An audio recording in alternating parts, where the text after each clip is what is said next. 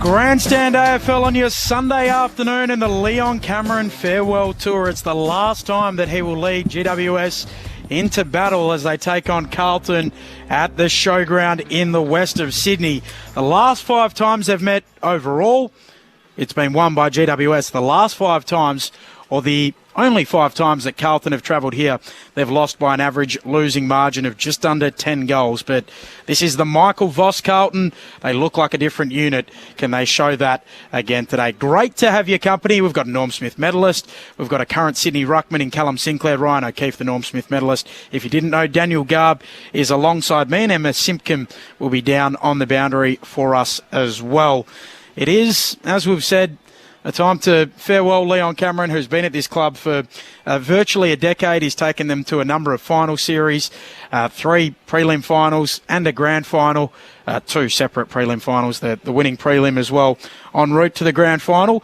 What will be happening for GWS right now, knowing all of that? Ryan O'Keefe, Cal Sinclair. Well, it would be a big week, emotional week. He's been probably that father figure for a lot of players for nearly a decade. So a lot of these players, this is all they've known as a coach. But I think would have been a really emotional week, and I think the players would want to really send him out on a really good note.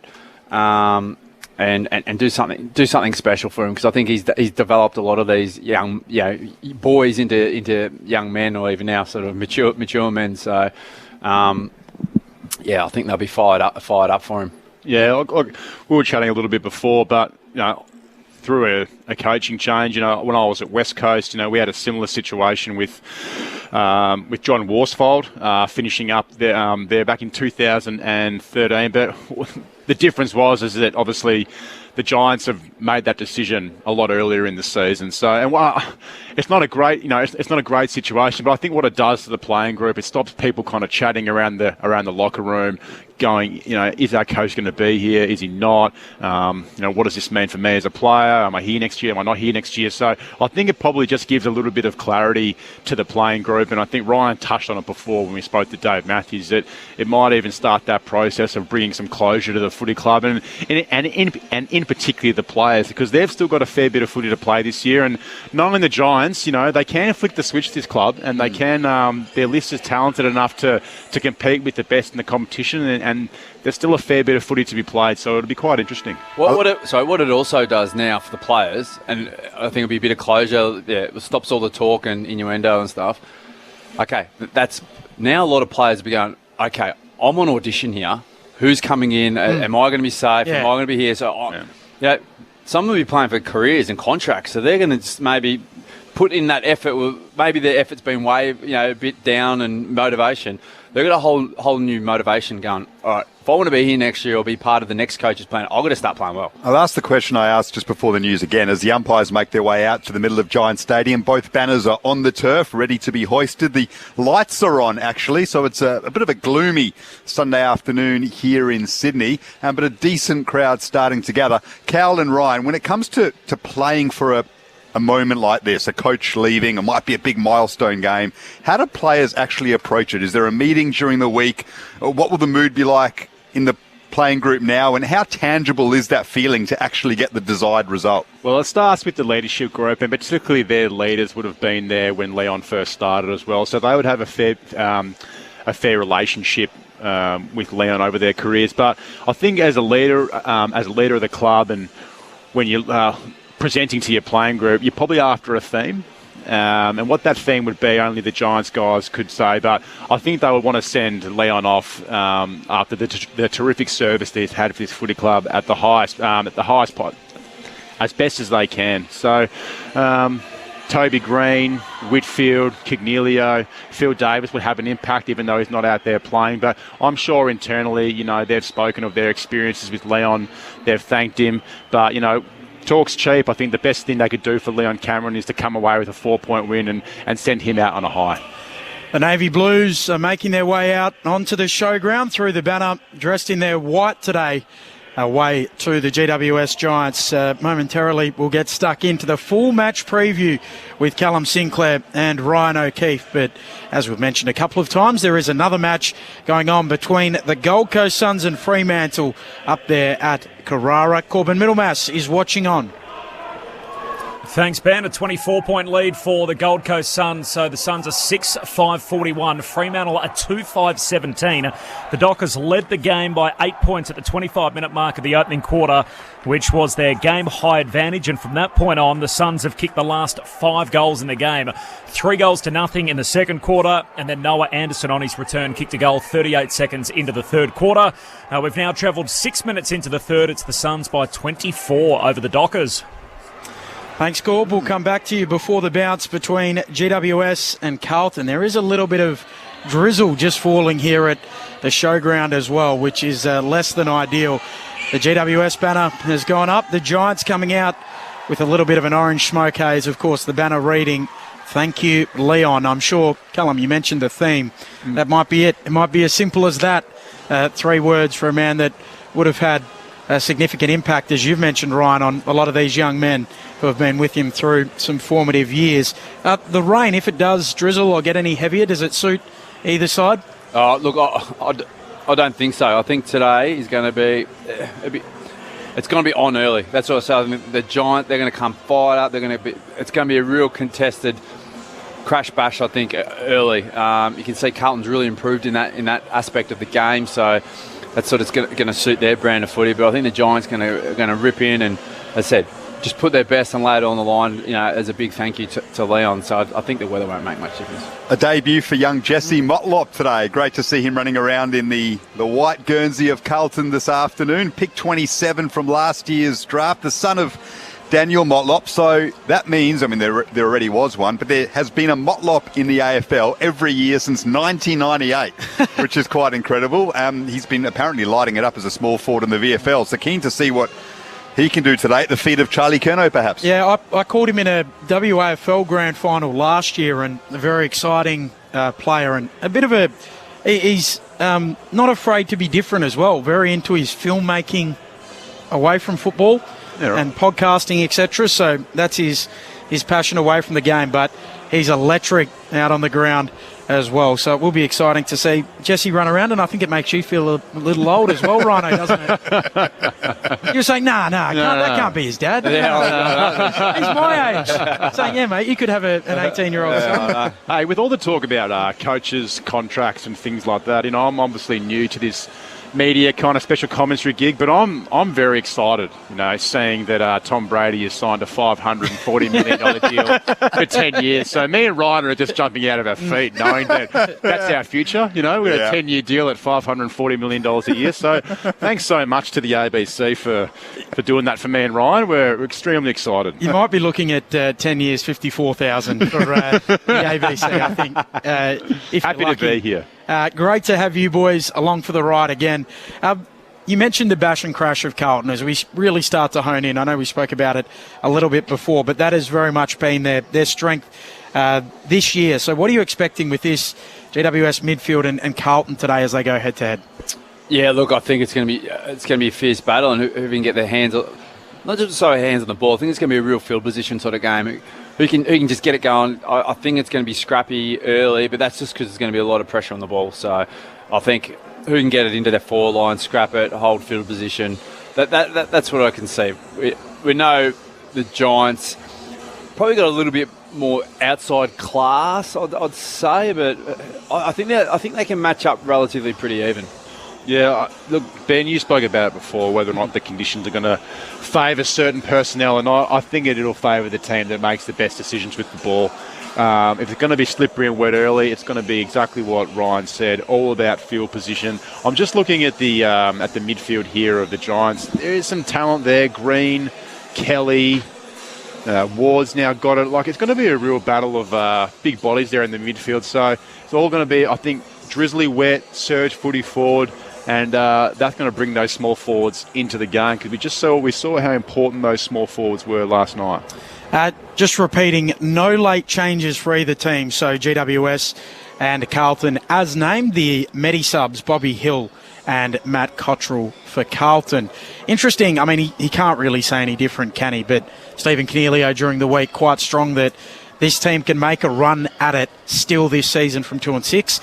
Essendon last year were 2-6, were able to go on and win another 9 games and play finals. Do you look at this GWS team, particularly with what's happened this week, and think, no, they could still do it, they could still make a run this year, or do you think maybe the ship has sailed? As I said, they've got the team, they've got some great players, and I think that they're relatively balanced. I just don't know if they've got the forward line that can kick the score. You can't rely on Toby Green to kick a bag every week, and I think that's probably looking into the future with the new coach. I think they'll be looking to try and secure, a key forward, or if they think they've got one that they can really develop.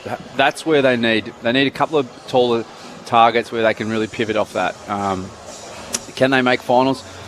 Yeah, I don't know. But in terms of, say, Leon and GWS making the decision now, if they feel like, okay, beyond this isn't going well, I think it's a smart move to pull the trigger early, giving them time to put themselves first on the market, because who knows, there could be other coaches that do. That could be a funny year.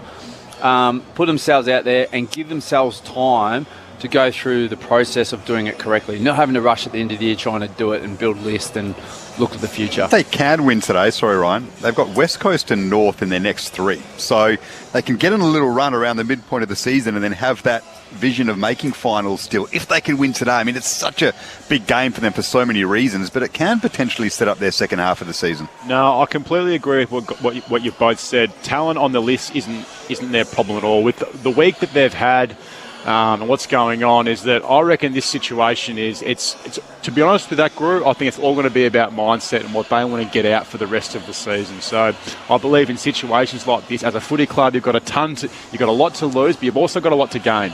By the way they respond for their footy club and their list and their supporters for the second half of the season will say a lot about the club and a lot about the group. Because, like I said, we've just been talking about it before. We're rattling off some names. There are some A-grade quality talent in this team, so it's not going to surprise me one bit if this team unites together and really causes some damage, because they can compete. The thoughts of Callum Sinclair. Ryan O'Keefe is here, the Norm Smith medalist, myself, Ben Cameron, Daniel Garb, Emma Simpkin down on the boundary. We'll head down there in a short while. But Corbin Middlemass is watching the Suns and the Dockers up there on the Gold Coast. Corby. 24 points, the Suns lead, Ben, 13 minutes into the third quarter, so the Suns are 6-5-41, Fremantle 2-5-17. It is extremely wet. The rain came in the second quarter, and the Suns really took over from that point on. They've kicked the last 5 goals of the game, stretching across 3 different quarters. The Suns by 24 points over the Dockers, 14 played in the third. Looks like the Fremantle winning streak might be coming to an end at the hands of the Gold Coast Suns, and I reckon, I said it last night, I think life's about timing, and that is just beautifully timed for Stewie Dew in the week that the Gold Coast Suns, the GWS Giants put themselves on the market. Alistair Clarkson's around. Just a little win there for Stewie Dew. He'll be happy with that. All right, we're about 4 minutes away from the bounce. Ryan O'Keefe, Callum Sinclair, it's your time. Where is this game going to be won and lost? What are we going to see? Well, as I mentioned before, I think it's going to be a real battle inside. I think both midfields have, got some quality players. They've both got grunt, so it's going to be, with these slippery conditions, it's going to be a surge field position. Can the Giants kick the winning score? And I think in these conditions it actually suits them a little bit better. This will suit a Toby Green, their small forward. So the other thing too is the Sydney teams, and you're looking at the Queensland teams, they're used to the wet. They've been training in the wet for the last 6 months, where in Melbourne I think it has rained in 6 months. So these conditions, if you're going off that, will probably maybe suit the Giants because they're just used to it at the moment. So, but I really think if whatever team can get the ball in the forward and spend more time in their forward half, they'll be able to kick the score. I'll counter that. It has been raining in Melbourne for about 100 years.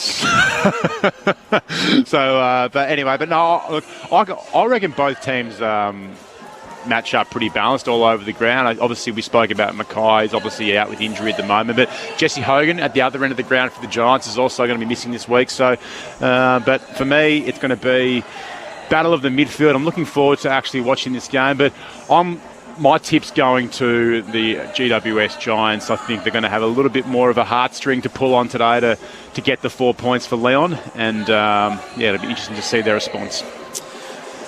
Now, the fifth member of our team is Emma Simpkin, who's down there on the boundary, hopefully staying dry. Emma, what's it like down there?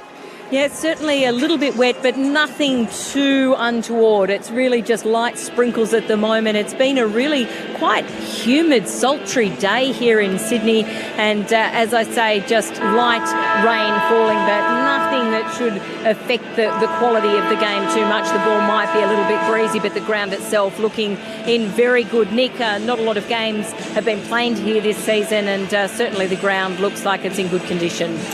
So coming together in the middle of the ground, Paddy Cripps and also Toby Green just strolling out towards the middle of the showground. The lights are on. It is quite a dull afternoon and just a little bit of drizzle, not too heavy, as Emma mentioned, down there on the boundary. Garby, you keep an eye on the toss of the coin. Cal, you've already predicted that GWS will win. I have. How much? 4 goals. Ryan O'Keefe, which way are you going? Yeah, I think the Giants will get up, but it's going to be tight, I think. I think it's going to be a really close margin. What are you going with, Garby? Well, Paddy Cripps has won the toss. Funnily enough, he had a look to the sky, tested out the wind a little bit before making his call. You don't often see that.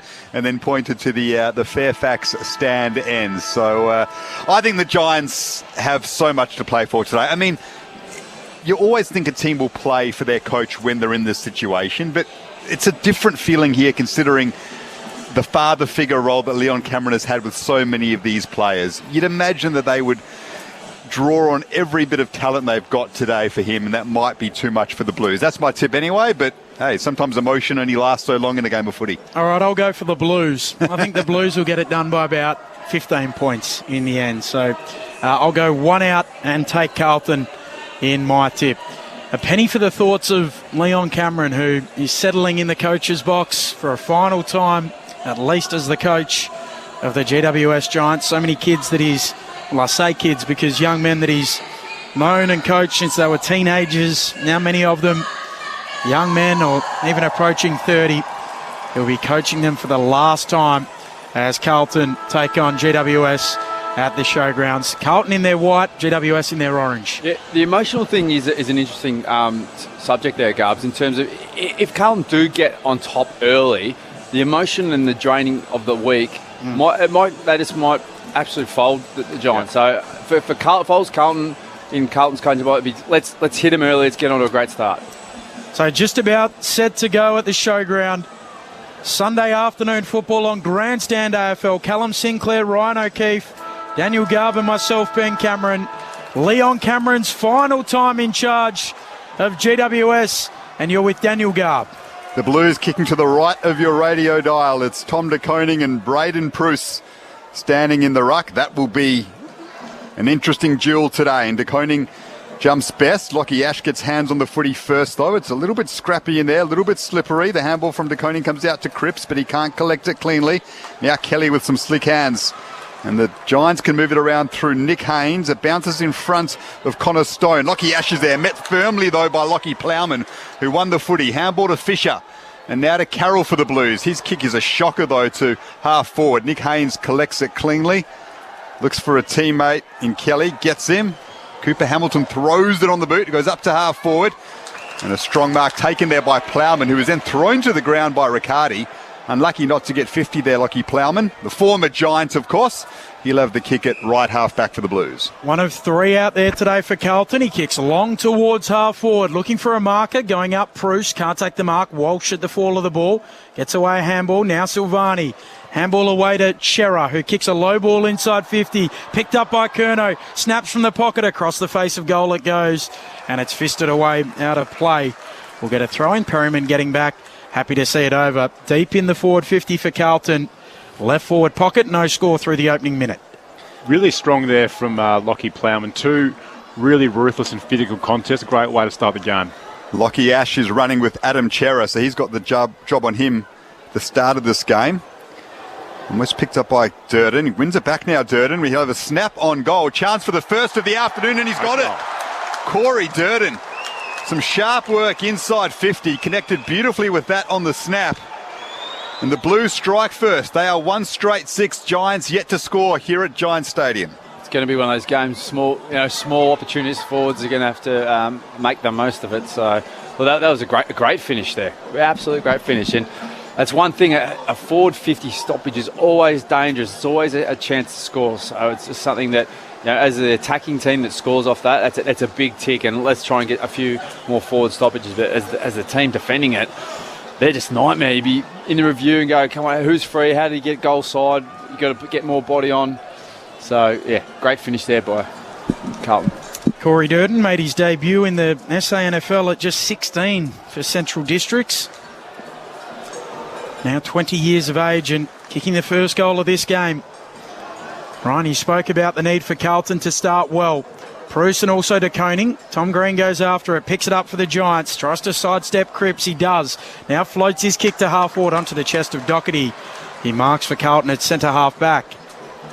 That's a matchup I'm really looking for. Tom Green and Pat Cripps, 2 absolute bulls and 2 absolutely A-grade players. Carlton going short. Doherty moves it on to Plowman, who gets it to Walsh on the logo. He kicks the Blues towards half forward, leading out Curnow. Very strong, able to take the mark. He wheels and goes. Kicks into the pocket, looking for Silvani. Over his head it goes, spoiled down. Big Bruce plays the rover, snaps the Giants back to the wing. Looked for Toby Green. He was in a 2-on-1 situation. Did well to make it a contest, Toby. But now Zach Williams has it. Another former Giant. Gives it to Plowman, who's wrapped up strongly by Green. And Riccardi wins it back. A kick to half forward. Favours Himmelberg. The umpire, though, has called a free kick against GWS and against Toby Green, who he thinks was just a bit over-aggressive in that tackle on Plowman. I like him.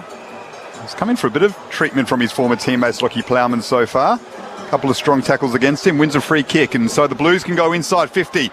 They look for Curnow. Sam Taylor's with him. It goes over the top of both of them. Nick Haynes is back there on his own goal line now. Handballs to Kelly under pressure. In the back pocket for the Giants. A chance for Carlton here to swoop. Taranto picks it up, though. Isaac Cumming keeps his feet nicely. Finds Josh Kelly. The Giants trying to work it out of defensive 50. One back by Silvani, though. Now Nick Newman running away from his own goal, centres it with a composed kick, finds Lockie Plowman at half forward. Plowman kicks into the middle of the ground to Sard, a little fumble. Now he goes on the left. Low ball towards full forward. Onto the chest of Hamilton. He drops the mark there for GWS. Haynes comes through. He loses it. Goes straight to Chera. Chera picks it up. He can't gather it. De Koning goes in. Green feeds it out. But straight to Walsh. Jams it on the boot. And the Blues have kicked the first 2. 6 forwards from the Giants outside forward 50 need to press off the back of that scramble. So Walsh snaps the goal, and Carlton, they've jumped GWS. They're 2 straight 12. The Giants have barely gone inside attacking 50, and we've played 4.5 minutes in this opening term. You can see Carlton's mindset. They just want the ball inside their forward 50 as deep as possible. They're not mucking around with it. Direct, top of the square, let's attack it, and then we'll press in behind it and try and lock it in. And by doing that, they've kicked 2 goals off the back of it. In fact, they haven't gone inside 50 GWS. It's 4-zip the way of the Blues. Lockie Plowman started nicely against his old club, played 20 games for GWS, 5 disposals for him across half-back already, 3 of those possessions contested, 3 marks as well. The Blues with the first 2 goals here at Giants Stadium in the farewell game for Leon Cameron. This is not the start many predicted. Bruce tries to tap it to Kelly, but again, the Blues win it in the centre of the ground. Fisher and Chera, handballs backwards now to Sard, and they get their run on from halfback. Sard to Fisher, who gets around a Ward tackle and now smartly turns and finds Doherty on the wing. He goes short, and he's got another former Giant in Matt Kennedy. Kennedy signed a contract extension during the week, comes infield back to Doherty. He'll kick into the middle of the ground, and Newman. Now Newman sends it towards the other wing. Wiedering's able to mark on the logo. The Blues just crabbing it sideways. Now Wiedering will look direct. He drives it long towards full forward. Big pack forms. De Koning hands to it, doesn't mark. Soccers it towards goal, getting back. He'll try and pick it up, Finn Callaghan, and he rushes it through for a minor score. First behind of the match, Carlton 2-1-13. GWS yet to score, yet to go inside 50.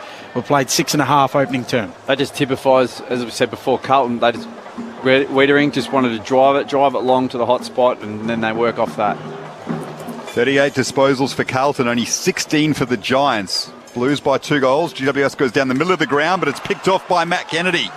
in the middle of Giant Stadium. Excellent intercept mark, and he's got a man free inside 50. He's found him. It is Owies who will kick from a 45-degree angle. Decides to play on instead to Lockie O'Brien, who was running on his left. His kick at goal, though, is pulled slightly to the right through for a behind. So it's 2-2-14, the Blues. Giants yet to score, and we have gone 7 minutes in this first quarter. That intercept mark that Kennedy took there, I'm just watching how Carlton are setting up defensively. The earlier that you set up, the easier it is for defenders to be proactive and take intercept marks. Perryman goes short. Whitfield marks. He moves it on short to Keefe again. The Giants still in their D50 with 2 marks from the kick-in. Keefe a little unsure. Carlton have set up a beautiful full ground press here. So Absolutely. There's no room for him to go through. So he kicks long towards the contest on the wing, getting it towards Tom Green. It's off hands and out of play. We'll get a throw-in broadcast wing. Let us know where you're listening and how today. 0437 774 774. Let us know who you think will be the next coach of GWS. The umpire spins it back in. Bruce works his way to the front. Cripps doing the ruck work for Carlton. Bruce gets it at ground level. Slick hands, Kennedy. Away to Chera. Back feeds it to Doherty. Now Doherty will just kick a high ball towards the attacking 50. Going up, Curnow. Comes down in front. Kennedy there for GWS. He gives it off to Callaghan, who snaps to the wing. Can only find O'Brien for the Blues. So Lockie O'Brien sends Carlton back into attack. It's all Blues early doors. Through the hands of Charlie Curnow. Hamilton's under pressure. Slips now. And a kick at goal from Sam Walsh. He's got another one. Walsh has 2 for the Blues. Found some space inside 50. Carlton 3-2-20. The Giants yet to score. Sammy Walsh at the double early.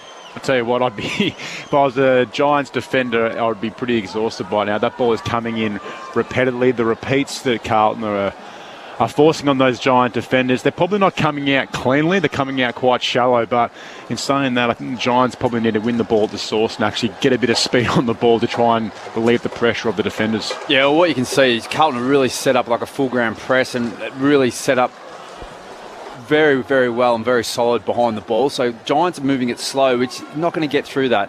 But you can see Carlton's intent. They get it. They're just whacking it in there. Get it in there. Let's just force a scramble, force a contest. Yeah. And then Walsh and these midfielders getting in behind it and scrambling goals. Just builds pressure. Well, they're ruining the Leon Cameron farewell. Back in the middle, Bruce wins the tap. Comes back to the Koning, though. Left foot kick towards half forward. Trying to find a target down there. There's a holding free kick. And Owies is going to get it for the Blues. So against Hamilton. A mark set exactly on the arc of 50. The Giant orange jumpers flood back in their D50. Owies will set it up towards a warmish sort of spot through the hands of Bruce. Now 20 metres out from the defensive goal for the Giants. They go in. Perryman crashes in. De Koning dives on top of it, then knocks it out towards Ward. Chera comes through. Didn't really have possession of the football. Still a loose footy. Eventually Ward will dump it on his right boot.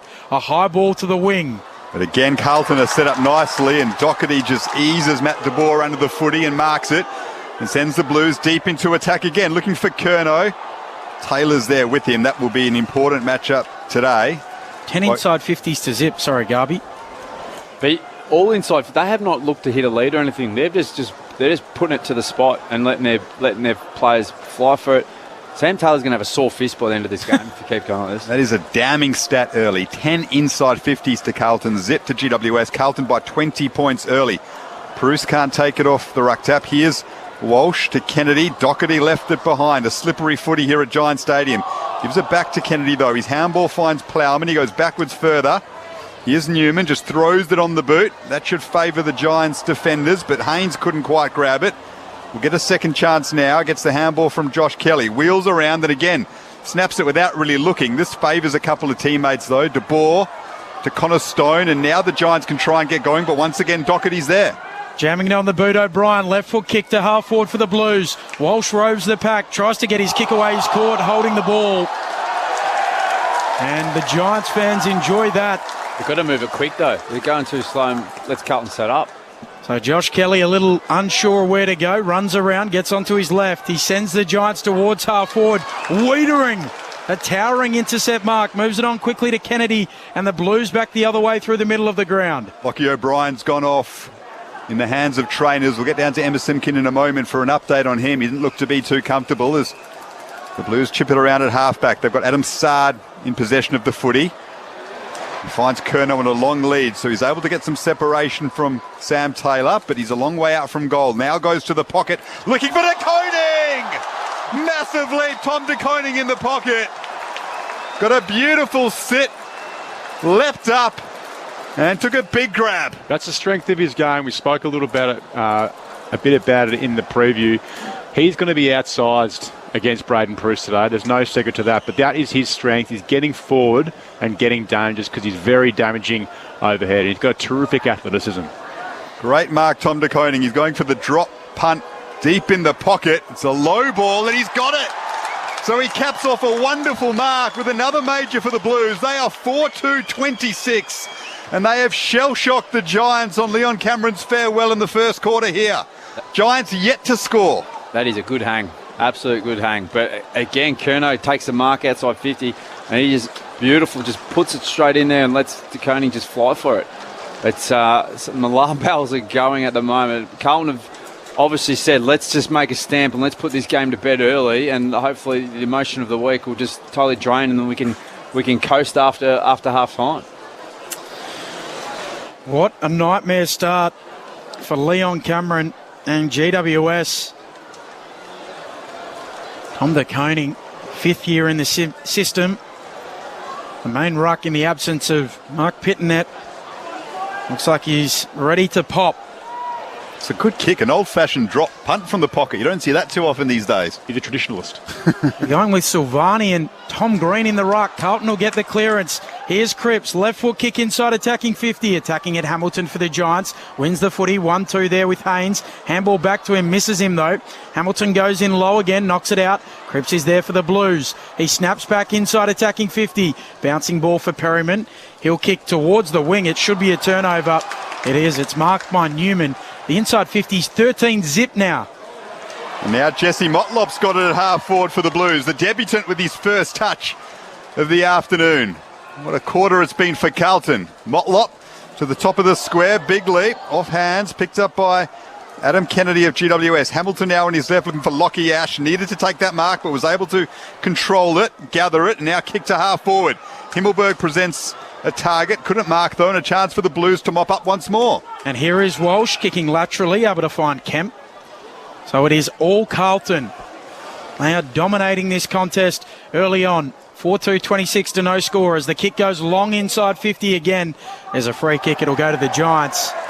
And Taylor will get it. Inside 50 update. 15 to zip in favour of Carlton. Extraordinary in this first quarter. Because they're not mucking around about it, they just keep getting it in. It's been effective. Cumming receives the handball. He'll kick long towards the wing, floating in Himmelberg. He fists it out of play and just concedes and forces a stoppage. Gives his team a chance to have a breather and get set up. 4-2-26 to no score through the opening quarter hour of this fixture at the showground. They just can't take a mark at half forward, GWS, to control the footy, Callum Sinclair. Nah, they're just defensively, they're set up really well. Like they can't find anything in the corridor, and they're just, Wiedering, Newman being really proactive in the air. Doherty and Plowman, very good early on as well. So off the boundary throw in, it falls over the back of the pack. Cornelio was able to pick it up and throw it on his boot. Wiedering at centre half back for Carlton though gathers under pressure from Himmelberg though. He's wrapped up and will have a ball up at centre half forward true for GWS, so a chance for their first inside 50 of the afternoon. They trail 26 to zip. Carlton wins the clearance though, and here's Fisher. Slick handball, Chera left it behind. Josh Kelly with a chance to soccer it. Cripps scooped that. That was a certain throw, well spotted by the umpire. It'll be a free kick to the Giants, and now they should get their first inside 50, Ben Cameron, on ABC Grandstand. So Kelly will get the kick alongside the logo. He'll go short, find Tom Green. This emerging star, he kicks towards full forward, looking for Toby Green. Over his head it goes. Wiedering's there at the back. He mops up and kicks towards the wing. It was the first inside 50 for GWS. Now Owies at left half back. He goes to Motlop, the debutant, who will look further afield. Curnow on a back lead inside 50. Oh, doing a good job. Taylor, he gets a fist on it, tracking it back. Now Wyden's there to help out. Curnow goes again. Iden gets some help from Ash. Now arriving are the Blues, and eventually GWS, they do work it out in their back pocket. Finn Callahan has a chance to have a look and try spot out a target at half-back. They've given away another free kick here, the Giants. It's against Toby Green. It'll go the way of Matt Kennedy. So once again, the Carlton half-backs repel the Giants' clearance from defensive 50. Kennedy into the pocket. Off the hands of Curnow. Motlop is there trying to get hands on the footy in his first game. He's had a couple of possessions already. Slapped away by Adam Kennedy. Picked up by Chera. Lockie Ashes there. Has Cumming running off him. Inside defensive 50 still the Giants. Now they can hit a target in Tom Green. Has a bounce. Doesn't have too many options at half forward. It's a handball's inboard to Taranto. Now Finn Callahan evades a tackle. Taranto has it once more. He goes inboard now. And now the Giants can start to get some run because Cooper Hamilton's marked it. He gives it off by hand to Taranto, who kicks forward towards Cornelio. Runs to 50. Handball to Ward. 40 out. Pulls the trigger. Kicks the Giants first. And it's their leaders getting involved to try and get them started. Taranto, Cornelio, Ward. And it was Callum with the finish, their first of the afternoon. They're one straight 6. Carlton 4-2, 26. 18 minutes played, opening term. Ryan O'Keefe, Callum Sinclair. And that's the way they've got to move the ball, the Giants. They've been too stagnant, too just kicking it long down the line, which is going to suit a proactive defence, which Carlton is. You can see Carlton defenders are playing in front, guarding dangerous space. Giants then change some angles, hit up, lower the eyes, get some handball receives, break through that zone, and then you can score through them. So that's the way they've got to do it. They've got to just take this game on. Like, come on, it's Leon's last game. Let's go down swinging. Let's go attacking. Let's go through the corridor, run, link, overlap. Good mark in the middle of the ground by young Cooper Hamilton in just his third game. That helped set it up for the Giants, and then a smart handball from Cornelio to release Ward. The Giants are on the board. 4-2-26 the Blues, though, a 20-point jump on GWS. 19 minutes gone in the first quarter. We'll have a secondary ball up in the middle of the ground. Bruce palms it down to Ash, and then it bounces back to Braden Bruce. On his left, he sends it to half forward. Trying to gather it here is Connor Stone in for his first game of the season. Once again, Carlton's halfbacks win it back. Here's Chera. There's a man outside him, though. He just dwelled a little bit, and he was caught by young Finn Callahan. Excellent tackle. In fact, it's Lockie Ash who's got the job on Chera. That's exactly what they need. A bit of physicality, a bit of presence. Just someone taking their moment to get the momentum going the Giants' way. Great tackle. Ash goes to Adam Kennedy. Now a chance for the Giants to control the football. They'll switch it to the outer side through Connor Iden, and he finds Sam Taylor. Now Taylor kicks around the eastern wing. Forward of it now for GWS, trying to take the mark. Unable to do so. There is Green getting involved. Once again, he dribbles his kick forward. Tackled, though, O'Brien. Tackled heavily to the deck. And we'll get a ball up at right half forward. We will check in very shortly with Corbin Middlemass, who's watching the game between Gold Coast and Fremantle. The umpire puts it aloft. Bruce slaps it boundary side out of play it goes. Corbin Middlemass, the Suns and the Dockers.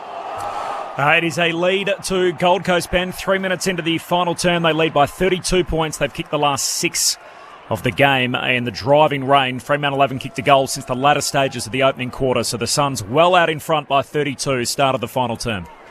And it's Carlton by 20 points late in the first quarter here at Giants Stadium. Callahan with the handball looking for Isaac Cumming, and he's tackled Adam Chera without it, has Isaac Cumming, as he lost handle of the football. So the Blues have it at half-back. Chera goes wide and finds Lockie O'Brien, who was in the hands of the trainers earlier, so good to see that he's recovered.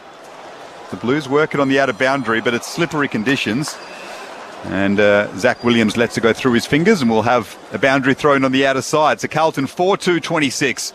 GWS 1 straight 6. Sam Walsh with a couple of goals. The others to Corey Durden and Tom de Koning after a big hanger in the pocket. The umpire spins it back in. Here is de Koning against Bruce. Bruce with a tap on it. Then de Koning slaps it on. Coming through Kennedy. Shovels out a handball eventually. Trying to run onto it there is Durden. He knocks it towards the boundary. It's knocked forward again by Carlton. And eventually out of play. We'll get a throw in. No, he won't. Deliver it, says the umpire. So GWS to get it back through Taranto at right half back.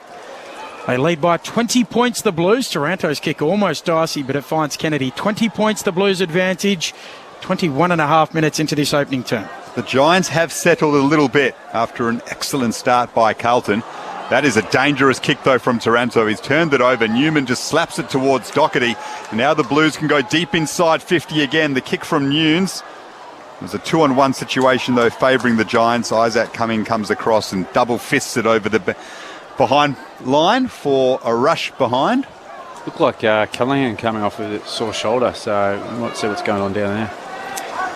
Emma Simpkin on the boundary. Yeah, just having a look at that left shoulder. It's heavily taped, and the medics are just having a look at it now. I'll keep an eye and see whether or not they get that strapping off. GWS working it down the eastern wing. A nice mark from Riccardi. And now he doesn't have anywhere to go. Just backward of the logo. He'll kick towards half forward. Big Pruce backpedaling. It's spoiled away from him. De Koning doing a good job. Doherty there too. Looks sore, Bruce. Boy, he might have hurt himself there. Oh. He'll get a free kick for his troubles as well. His left shoulder does not look good. He's had some shoulder dramas over the last few years, and yeah, he's in a bit of strife. Gives off the handball. Perryman gets onto his left. Drives it long towards full forward. Going up Riccardi. Carlton have all of the numbers. And a clearing kick coming there from Carroll. A high ball back towards halfback. And Pruce with the sore shoulder manages to stick it up and takes a contested mark just outside 50 for the Giants. So it looked like his afternoon might be over for a second. Takes a big pack mark the next. To the top of the square, the Giants go through the hands of Riccardi. Nunes is back there under pressure from Whitfield. Now Wiedering close to the boundary line in the back pocket. Throws it on the boot. Curnow with an excellent mark. Pressure relieving mark for the Blues at right half back. Coming a long way from goal to present the target. And Pruce looks okay now. So good news for the Giants because he's the only ruckman in their team. Curnow kicks around the broadcast wing towards Cripps, who goes up, has Haynes for company. Our fans out to play a throw-in. It's funny how the pain goes away when the ball's coming your way and you're a chance. So, although he's still holding his shoulder, actually. Yeah. So, he's got one shoulder strapped. I think it's the left shoulder that was giving him issues, or was it the right? I don't know. Could be one of those stingers, you know. Bit of a stinger. He wins the tap here, but Chera steals it. Floats it inside 50 for Carlton towards full forward. Slapping it away, Taylor, and then eventually Silvani paddles it out. A throw in 40 around from the attacking goal for the Blues. They're 4-3-27.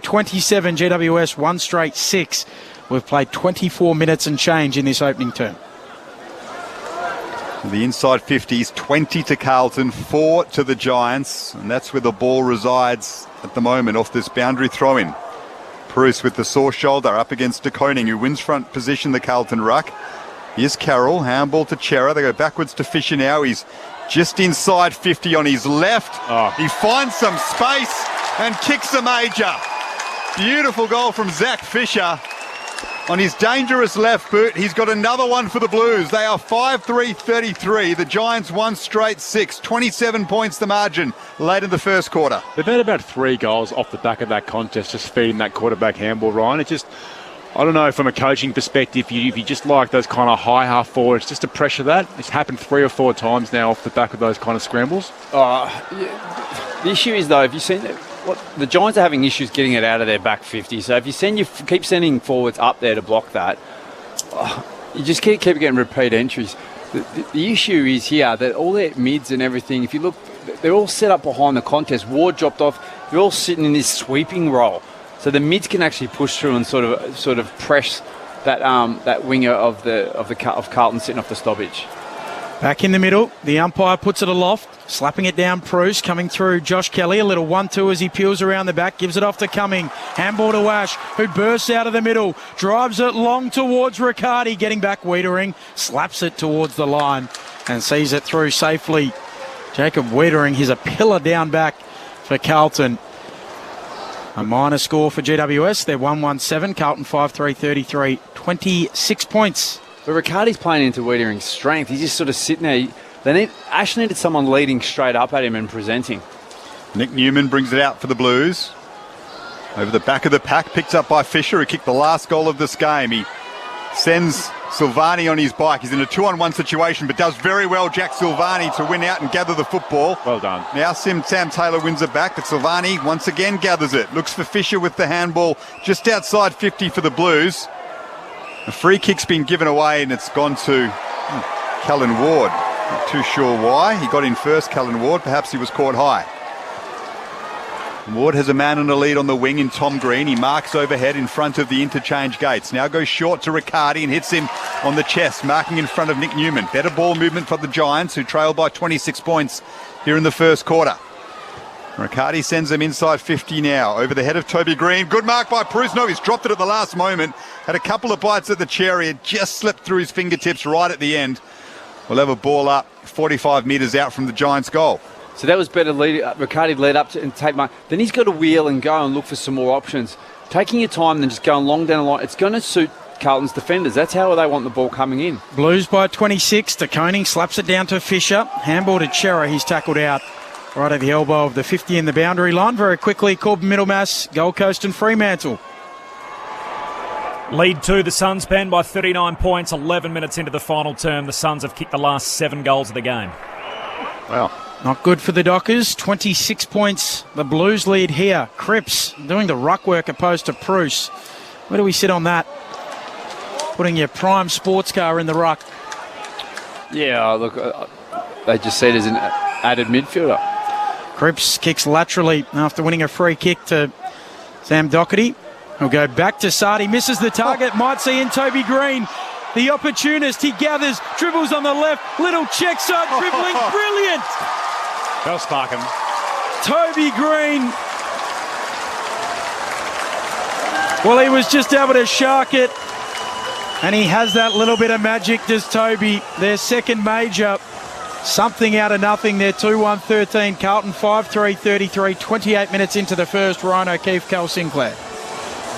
Well, that's what they're going to keep doing.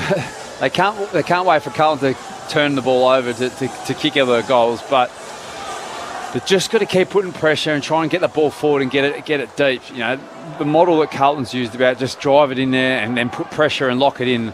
That's what sort of day it is out there. Yeah, it's a greasy sort of drizzly day. It's that field position, lock the ball in your forward 50. So, yeah, great opportunist goal there, Toby. We know that's what he can do. Putting together a fair streak now. He's kicked a goal in his last 23 matches now. Incredible. And Himmelberg's got one in his last 18. None today so far, but he wants to keep that streak going as well. Another free kick won here to Callum Ward in much the same scenario as the last free kick he won at half back for the Giants. This time it's one in the centre of Giant Stadium, and he plays on now. Can GWS get another one before quarter time? It's a long ball from Ward. Fly from the back came from Riccardi. Favours Whitfield off the pack. Connor Stone works it forward. Tom Green with the socker. It's just wide. And through for a behind. So strong finish to this term for the Giants. They are 2-2-14. Carlton, though, 5-3-33. 19 points their lead. Well, they're able just to get the ball and drive it in deep inside 50. Zach Williams is down with an ankle injury inside the defensive 50 for Carlton and looks like he's in a fair amount of discomfort. Hopefully not the dreaded syndesmosis injury. He's got 2 trainers around him and struggling to get to his feet. Now going to be helped off. He can't put any weight on that left ankle. And he looks like he's in a bad way, Zach Williams. Just looking at the replay. Oh. I don't know. What's happened there? It's almost, he might have done his Achilles. Oh. There's no one around him when he goes down. He's in about 5 metres of space. No. That's either a bad break, that's his bones is given away on him, or his Achilles is snapped. He cannot put 1 ounce of weight on. He's in a world of pain. I think you might be right, Ryan O'Keefe. With no one around him, the way he goes down. It's either a snap leg, his bones are given away, or his Achilles is snapped. The ankle didn't roll either. No. So it had to be something else. And that foot's giving away as he's putting a little bit of pressure on it. So fingers crossed for Zach that he's former Giant as well. He's got some close mates out there, so hopefully he's okay. So Adam Sard, after all that, plays on. It's at half back for the Blues. And they wrap up Curnow in a tackle to the Giants. Sammy Taylor, his direct opponent. So we'll have ball up late in this first quarter. That is a worrying sign for Carlton. Zach Williams' afternoon is certainly over. How long will he be out for, though? That is the question Carlton fans want the answer to. Their sub is Matty Cottrell. He'll be warming up. And on the ground, you would think, before too long. Palmed down nicely by Bruce to Kelly. So the Giants go inside 50 now. Good attack on the footy by Connor Stone. Favours Zach Fisher, though. He puts it on his left. Dropping back with a flight, though, is Bruce. And he's marked for the Giants. He can send them into attack again. He sends it back inside 50 towards full forward. Wiedering goes up. Fists it away. There's a free kick anyway. It'll go to Kemp. Bruce's shoulder's risen from the dead. It's like, I thought it was about to fall off, and then it's all of a sudden he's up there taking marks, getting right into it. He's actually contributed around the ground rather than just the hit-outs. So the free kick to Kemp in the right back pocket. Just repeating, Zach Williams seemingly an Achilles injury moments ago as Kemp kicks a low ball towards the wing, and Bruce, big Braden, Playing that well. now good left shoulder is back out there, and he drives it back inside 50 towards full forward. Through hands it goes out to the back. The handball coming there from Newman misses everybody and goes out. The umpire says spin it in. 45 around from the attacking goal for GWS. They trail at the moment by 19 points here on Grandstand AFL. Daniel Garb, myself, Ben Cameron, Ryan O'Keefe and Cal Sinclair. They just need to be careful with their entries going in long. They're just playing into Wiedering's hands. He's a very proactive defender. I think the last 3 times he's ball this out of bounds, so you need to get the ball away from him. Cripps doing the ruck work with Bruce again. That enables Bruce to win it easily. Falls to Cooper Hamilton, who kicks towards the pocket. It's punched away, though, by Zach Fisher from Josh Kelly. So we'll have a boundary throw in close to the behind post for the Giants. Still time for them to get another major before quarter time. They would love one dearly. They trail by 19 points. But they've stabilised in this first quarter after the Blues shell-shocked them. And they might have won a free kick here inside 50. They have. It's gone the way of Toby Green. Braden Bruce, I think. No, it's gone the way of Green. So Bruce gathered it, but Bruce the umpire has kicked the goal, though, spotted didn't he? something off the footy. And it must have been a missed it. hold on Toby Green. Just missed it just to the right. Okay. But I don't actually mind them pumping it in. Oh, yeah, that's clear free kick there. Absolutely clear free kick. I don't mind the Giants pumping in there. And as long as the forwards are competing and they're not getting intercept marked against, it's what it has done. They've spent more time now in his forward 50. They're getting repeat stoppages, repeat entries, and they're getting scores off the back of it. Newman held Toby Green without looking at the footy. Some Toby from 30 metres out. He'll make no mistake from there. And he's got 2 for the game. And all of a sudden, this margin is back to 13 points. The Giants, through a couple of their talisman, have worked their way back into this first quarter. On a big day for Leon Cameron at Giants Stadium, and managing to peg back what was a big lead early on for the Blues. As we can see, it's a real field position game. It's whatever team is playing the game in their forward 50. Both teams have been able to scrap and capitalise on ball being spent inside their forward 50. Feels like it's been the Giants' leaders, hasn't it? Callum Ward has got his hands dirty. Tom Green has got involved. Taranto, Kelly, their prime movers, and then Toby Green with those 2 goals. Well, they need to energise the ball with power and with method. And I just thought the first 15 minutes they got absolutely jumped and probably a little bit spooked by how direct the Carlton were going, but they seem to have got back on track. So 13 points, the margin now, closing in on quarter time. De Koning takes it out of the ruck, kicks inside 50. Haynes is there to take the mark. At centre half back, now wants to play on, looks up the middle. He'll kick long towards half forward. Whitfield arriving late to a little bit of support. Flying up Stone, he can't take the mark. Comes down, quick kick from Ash back inside 50. Holding free kick, it's going to Riccardi. I think they were both going then. Yeah, no, that's so the free kick. Totally, that's well deserved because who's the Carlton defender? Looks like Newman. It was Kemp. Kemp just had him wrapped up, not facing the ball, didn't he? And so Riccardi just tried to get rid of him to go for the ball. So that free kick's totally there. So Riccardi will kick. They're both holding, let's be honest. No, he's not No, facing they were. the ball. Because he's not facing the ball. What are you supposed to do when someone's tackling him when you're facing the ball? They're both holding. They're trying to get rid of him. I think we'll disagree there, Ryan. They were both holding. 45-degree angle. 40 metres out. Riccardi after the quarter-time siren misses it. Important kick. And behind, 3-3-21 plays 5-3-33. Carlton kicked the first 4 goals of that opening term. GWS have responded with 3 of the next 4 to make it a 2-goal margin. A lead to the Blues at quarter time on Grandstand AFL. The goal kickers for Carlton, all singles. Durden, 2 for Walsh. Durden, De Koning and Fisher, all with singles. For GWS, Green with a couple and Ward with singles. The Blues lead by 12 points at quarter time. as the GWS Giants farewell Leon Cameron. This is Grandstand AFL. Australia votes. For the latest on the federal election, go to ABC News Digital. Policy announcements and how they impact you. Profiles of every electorate, including yours. Anthony Green's guide to the key seats. You Ask, We Answer is back, and you can see what other Australians are asking. There's our new Get Ready to Vote checklist, plus live blogs and notifications so you won't miss a thing. For election news that matters to you, go to abc.net.au/Australia Votes or download the ABC News app. The 2022 AFL Premiership season. Grandstand AFL. On ABC Radio and ABC Sport Digital. Lockie O'Brien sends Carlton back into attack. It's all Blues early doors. Through the hands of Charlie Curnow. Hamilton's under pressure. Slips now.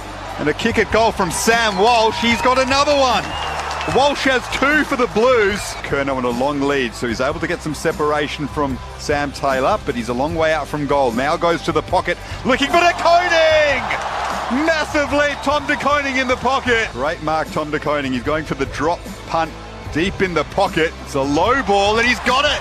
Taranto, who kicks forward towards Canelio, runs to 50, handball to Ward, 40 out, pulls the trigger, kicks the Giants first. Here's Carroll, handball to Chera. They go backwards to Fisher now. He's just inside 50 on his left. He finds some space and kicks a major. Beautiful goal from Zach Fisher. Sam Doherty will go back to Sardi, misses the target, might see in Toby Green.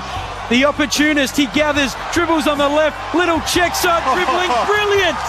This is the 2022 AFL Premiership season. On ABC Radio and ABC Sport Digital. So Carlton were able to jump GWS, but the Giants worked their way back into the contest. It's a 2-goal lead the way of the Blues at quarter time. We'll get the thoughts of Ryan O'Keefe, the Norm Smith medalist, and the Sydney Ruckman Callum Sinclair on Grandstand AFL. But before that, Corbin Middlemass is watching Gold Coast and Fremantle. Corbin. Ben, it's the Suns by 44 points, 22 minutes into the final term. So Gold Coast 10-9-69, Fremantle 3-7-25. We just had a goal for Sean Darcy. It was Fremantle's first since the 25-minute mark of quarter number 1. They led the game by 8 points at that stage. The Gold Coast then kicked the next 9 across 3 different quarters in the driving rain at Carrara. So the Suns are headed for their 4th victory of the season. It'll put them 4-5. Equal with the Western Bulldogs, Port Adelaide and Collingwood. And perhaps something that's been overlooked through the first 9 weeks, Ben, out of their 4 home games that they've played, they've all been against the current top 4 on the table. So Fremantle, Melbourne, Brisbane and Carlton. So a tough start at home for the Suns, but they're right in this season. They lead by 44 points, time on in the final term. Thank you, Corbin. Well timed for Stuart Dew, as we mentioned earlier. Just repeating too, Zach Williams leaving the ground with what appears to be an Achilles injury. He was running in his defensive 50, no one around him, and his leg gave way. So not good for Zach Williams, and Matty Cottrell is out there and ready to enter the game. We'll try and get an update from Emma Simpkin in a short period of time. But Ryan O'Keefe, Carl Sinclair, your analysis on that first turn. Oh, look, it just, as I said before during that quarter, was whichever team can play the game in their forward half. And Carlton came out early and they obviously said, let's try and put let's try and smother any emotion or hype, for the Giants have for Leon and all the hype that's built up. They did that, and you can see what they're doing. They were just driving in there. They were driving into the top of the square and then pressing in behind it. They had a really good defensive sort of structure behind the ball and kept the ball locked in. But the Giants just didn't handle that properly, and they were too slow to get out, and they were just pumping it long, which suited the way Carlton was set up. But as soon as the Giants started winning at the source and get it going forward, and then when they did win the ball in their back half, they started to move it a bit more, lowering their eyes, handball received. And in the second half of that quarter, they started playing the game in their forward 50, and they were kicking goals and scoring off the back of that. So, again, it's just going to be a real tight arm wrestle, I can see. It's who can get field position, who can play the game more inside their forward 50. Well, what I watched closely, and you're exactly right, Ryan, what I watched closely, particularly probably in the first 20 minutes of that quarter, was how organised Carlton's defence was behind the ball. What the Giants don't like, they don't like kicking long. They like to energise the ball with power and with speed off the running half-backs. Their midfield is very quick as well. But like you said, the Giants found a way. They took a few risks. They forced a few turnovers. But what I find is really interesting, it just appeared like Carlton came with real intent to make them kick long because, they're probably not too comfortable with it. Second quarter action underway here at the showground. Running out of the middle is Ash. He drives it long for the Giants towards full forward. And Riccardi out the back. He reaches over the top and plucks it. Going direct out of the centre bounce. Nothing shallow, keeping it simple and giving these tall forwards a chance. Worst case scenario, comes to ground. Exactly, and he's played with a lot of energy, Riccardi. He's been quite impressive. He's competing against obviously good. Wiedering is a top class defender, but he's flying for the ball, making a contest. That's what you want from your key forward. Playing for his spot probably also as well with Jesse Hogan out. Missed the goal after quarter time. He doesn't hear. He drives it through the middle, and the Giants have the first goal of the second term. They've also got the last three in this match, and all of a sudden it's one straight kick, Carlton's lead, and Jake Riccardi kicks his first goal since round 7 of last year against the Sydney Swans. 5-3-33 the Blues, GWS 4-3-27, less than a minute into this second term. And how deflating your centre bounce goals, Ryan, particularly when you're an opposition mid coming straight out the front.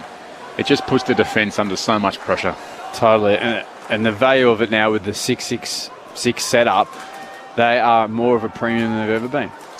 So Carlton's lead trimmed all the way back to 6 points. 5-3-33 the Blues, 4-3-27 the Giants, who kick an early one in the second quarter. And Braden Preuskau Sinclair is having a big influence in the ruck at the moment. He is winning that contest with Tom de Koning around the ground, but also in the middle.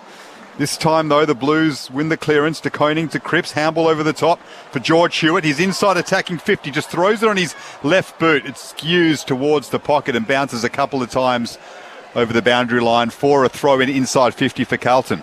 No, he certainly is. He's having a big influence. Probably copped a little one to his ego after De Koning's terrific mark in the first quarter, but I think generally he's been quite dominant around the ground. Preuss and De Koning, side by side, they charge in. Preuss slaps it back towards the boundary. Out of play, we'll get another throw-in. Have a posterised, Cal or Ryan? Someone taking a big hanger on you? Is this a loaded question? You know it is. Nick Natanui, I reckon, took mark of the century. I think the Weet-Bix gave him a car or something to go, but Isaac Henry took it as well. Right underneath him, just the step ladder, Cal did it beautifully as Preuss takes it out of the ruck, tumbles it towards the wing. Bouncing ball for Riccardi, he can't trap it, and the Blues are there to mop up. Here's Plowman. He goes laterally again to Wiedering, who is at centre-half back, but on the last line of defence for Carlton. Doesn't have options at half-forward, so goes wider and finds Zach Fisher at left-half back for the Blues. So the Giants have set up well defensively here. Carlton leading by 6 points. Great kick. Great kick into the corridor and finds Adam Sard. So now they can get going, the Blues. But he's forced wider, is Sard. His kick is inside 50. Sam Taylor with the leap through his hands. Picked up by Owies. Tucks it under the arm. Handball over the top to Charlie Curnow. Good tackle in from Taylor. One back though by Durden. And he snapped another. Durden has two. Ball spilled free in the goal square. He was first to it and snapped it to extend the lead for Carlton to 12 points. I feel like either Haynes or Taylor had to stay down there. They're both in good positions to go for the mark, but they just had no one front and centre, the GWS Giants, and the work rate of the high half forwards and to get back and get to the feet of Charlie Curnow caused that goal. Well, if you're going to be that third jumper in, you've got to kill the ball. So that's just got to be a spike, bang, over top of the boundary line. Let's reset. If you're going to fly and leave, you've got to impact the ball. You can't. Yeah, you can't. But what set that up from Carlton, GWS had a really good defensive structure, but that kick inside the 45 to start, Fisher, it just breaks the zone apart, and that's what you got to do. Hit that 45, then you can break, overlap, and get it out backside of the zone. The Blues back out by 2 goals, back in the middle. The Giants win the clearance. Ash tumbles his kick to half forward. Toby Green runs onto the footy, tries to weight his kick into the pocket for Cornelio. Right there with him, doing a good job is Nunes. Close to the boundary line, they see it out. And we'll get a throw in left forward pocket here for GWS. I would have loved to see Toby just put that kick to the top of the square. 6-3-39 plays 4-3-27. Carlton lead 4.5 into the second. Just the 3 disposals for Toby Green, but he's kicked 2 goals, and you can hear there's a whistle on this play before the boundary throw-in is taken. It's a free kick to Carlton, so that relieves some pressure for them against Cornelio, going the way of Jack Nunes. That was a silly free kick. There's a couple of free kicks, one by Toby, one by Steve there, that have just been not acceptable for leaders. The official stats actually say it was against Tom Green. Cornelio was just standing the mark, so our apologies to the Giants co-captain. So T. Greens, ill-disciplined. Oh, I reckon it was Steve Cornelio, what I saw. Anyway. Blues to half forward. Curnow with the leap, punched away from him by Sammy Taylor. That is a wonderful battle to watch. Zach Fisher somehow keeps it in, and now it's free inside 50 for the Blues. The kick on goal from Georgie Hewitt hits the post. He's getting too dangerous, Zach Fisher. He's everywhere at the moment. Did well to keep that ball in when it looked like it was almost certainly out with the one hand, Zach Fisher, and then Hewitt had space inside 50. His shot hits the post, though. The lead, 13 points in favour of the Blues. Keith trusted with the kick in. Will go up the middle towards Bruce. Toby Green also there. It gets out the back over the top of both of them. Himmelberg onto the footy. Feeds a handball forward. Taking it low down and taken high eventually. The free kick will go there for the Giants for Stone, who gives it off to Jake Kelly running by from inside the square. He fires on goal and bounces it towards goal, but eventually getting back Nunes. Saves the day on the last line, gets a hand on it. A minor score, 13 points, Carlton's lead. The Giants need to get a bit more out of Himmelberg. I just don't think he's really contributed at all to this game so far. And as we mentioned about their foreline, he needs to get up and about and get active. Nunes with the kick in, looking for Curnow. Well done by Sam Taylor to win that contest and keep his feet. Now it's with Finn Callaghan. Handball to the top of the 50 for Cornelio. And now over the top to Whitfield, who can spot up some options in attack. Looks for Himmelberg. Over the back of the pack. Himmelberg gathered. There you go, Ryan. On goal. There you go. And he's got one for the Giants, and that keeps his streak going. 19 straight games with a goal for Harry Himmelberg. You're the whisperer, Ryan. It is. You're the absolute whisperer. Well, that's what that needed. He hadn't really contributed. And he's such a dangerous player as a forward. Like, he's that hybrid, not a key, not a pure small, but he can do both. But he just hasn't really impacted the game. If he can get up and going, you got Toby up there, and they can just keep peppering him, because Riccardi's shown that he's in good form today. Let's keep pumping in there and let these dangerous forwards for GWS start troubling Carlton's defence, who like the ball to come in with intercept marking. Well, suddenly we've got a game on our hands, lads, with the first 20 minutes of the game wasn't pretty. Big win by Sam Taylor there, wasn't it? Yep. In that contest with Curnow to win the ball back for the Giants. Great finish with his ears burning. Harry Himmelberg back in the middle. Bruce knocks it forward. Ball on the deck. Chera tries to soccer it out of there. Callum Ward goes in. Gives it off to Taranto. Kicks towards full forward. Wiedering stands tall. Takes a defensive mark. Waves at his teammates. Plays traffic cop and gets them where he wants them. Then moves it to Doherty, still inside the defensive 50 for the Blues. They lead by 6 points. They led by 26. It was 4-2-26 to no score. The 12-minute mark of the first term. GWS have chipped away at it. Kicked 4 of the last 5 goals as Doherty goes short to Walsh. They've held him up nicely, the Giants, so they've just got to be able to keep him pinned here and force him to go long down the line. Walsh's kick close to the line. Lockie O'Brien able to mark. Bereft of options, O'Brien. 8.5-minute mark of the second quarter, so he just goes up the line, and yet again Bruce leads to Koning to the football and takes a strong mark. That shoulder's looking beautiful at the moment. Maybe he needs to knock it around a bit more. Bruce up to 10 disposals and 4 marks now. Handball's off to Connor Iden. He goes to half forward for the Giants. Jumping across the front of that pack was Kemp. Doherty. O'Brien slips as he tried to execute the clearing kick. Picked up by Cripps though. Now to Jesse Motlop, the debutant, getting his hands on the footy. So Owies at half forward. Did well to keep his feet and gather the ball. Cripps handball over the top finds Walsh. They're on the wing, the Blues. Owies has Motlop now in some space. Manages to get around Connor Iden by faking the handball, but cutting across was Josh Kelly with an important smother just outside, attacking 50 for the Blues. Carlton leads by 6 points. This is a real contest now. I think both Giants have worked themselves into the game. Now it's a bit of who can win the ball, who can get it going forward. Carlton leading by 1 straight kick, 9.5 minutes into the second. Cripps and Bruce. Bruce with a significant advantage despite the size of Cripps. Perryman shovels out a handball. He'll get it back from Whitfield. Now he goes through the middle, runs into a tackle. There's a free kick. Whitfield will get it. Doherty helps him back up. Defensive point of the square for GWS. Former number 1 draft pick, Lockie Whitfield. Usually a reliable user of the football. He kicks towards the wing, and Hamilton in the bright yellow boots comes infield to Perryman. Broadcast wing, slow and deliberate. GWS, Perryman will wait a kick looking for Cornelio, and he finds him. So Cornelio forward of the wing now for GWS. Can they build here? He appeals for the 50, Steve Cornelio. He won't get it. There's a lot of movement inside 50. Decides to go short instead and hits up Harry Perryman.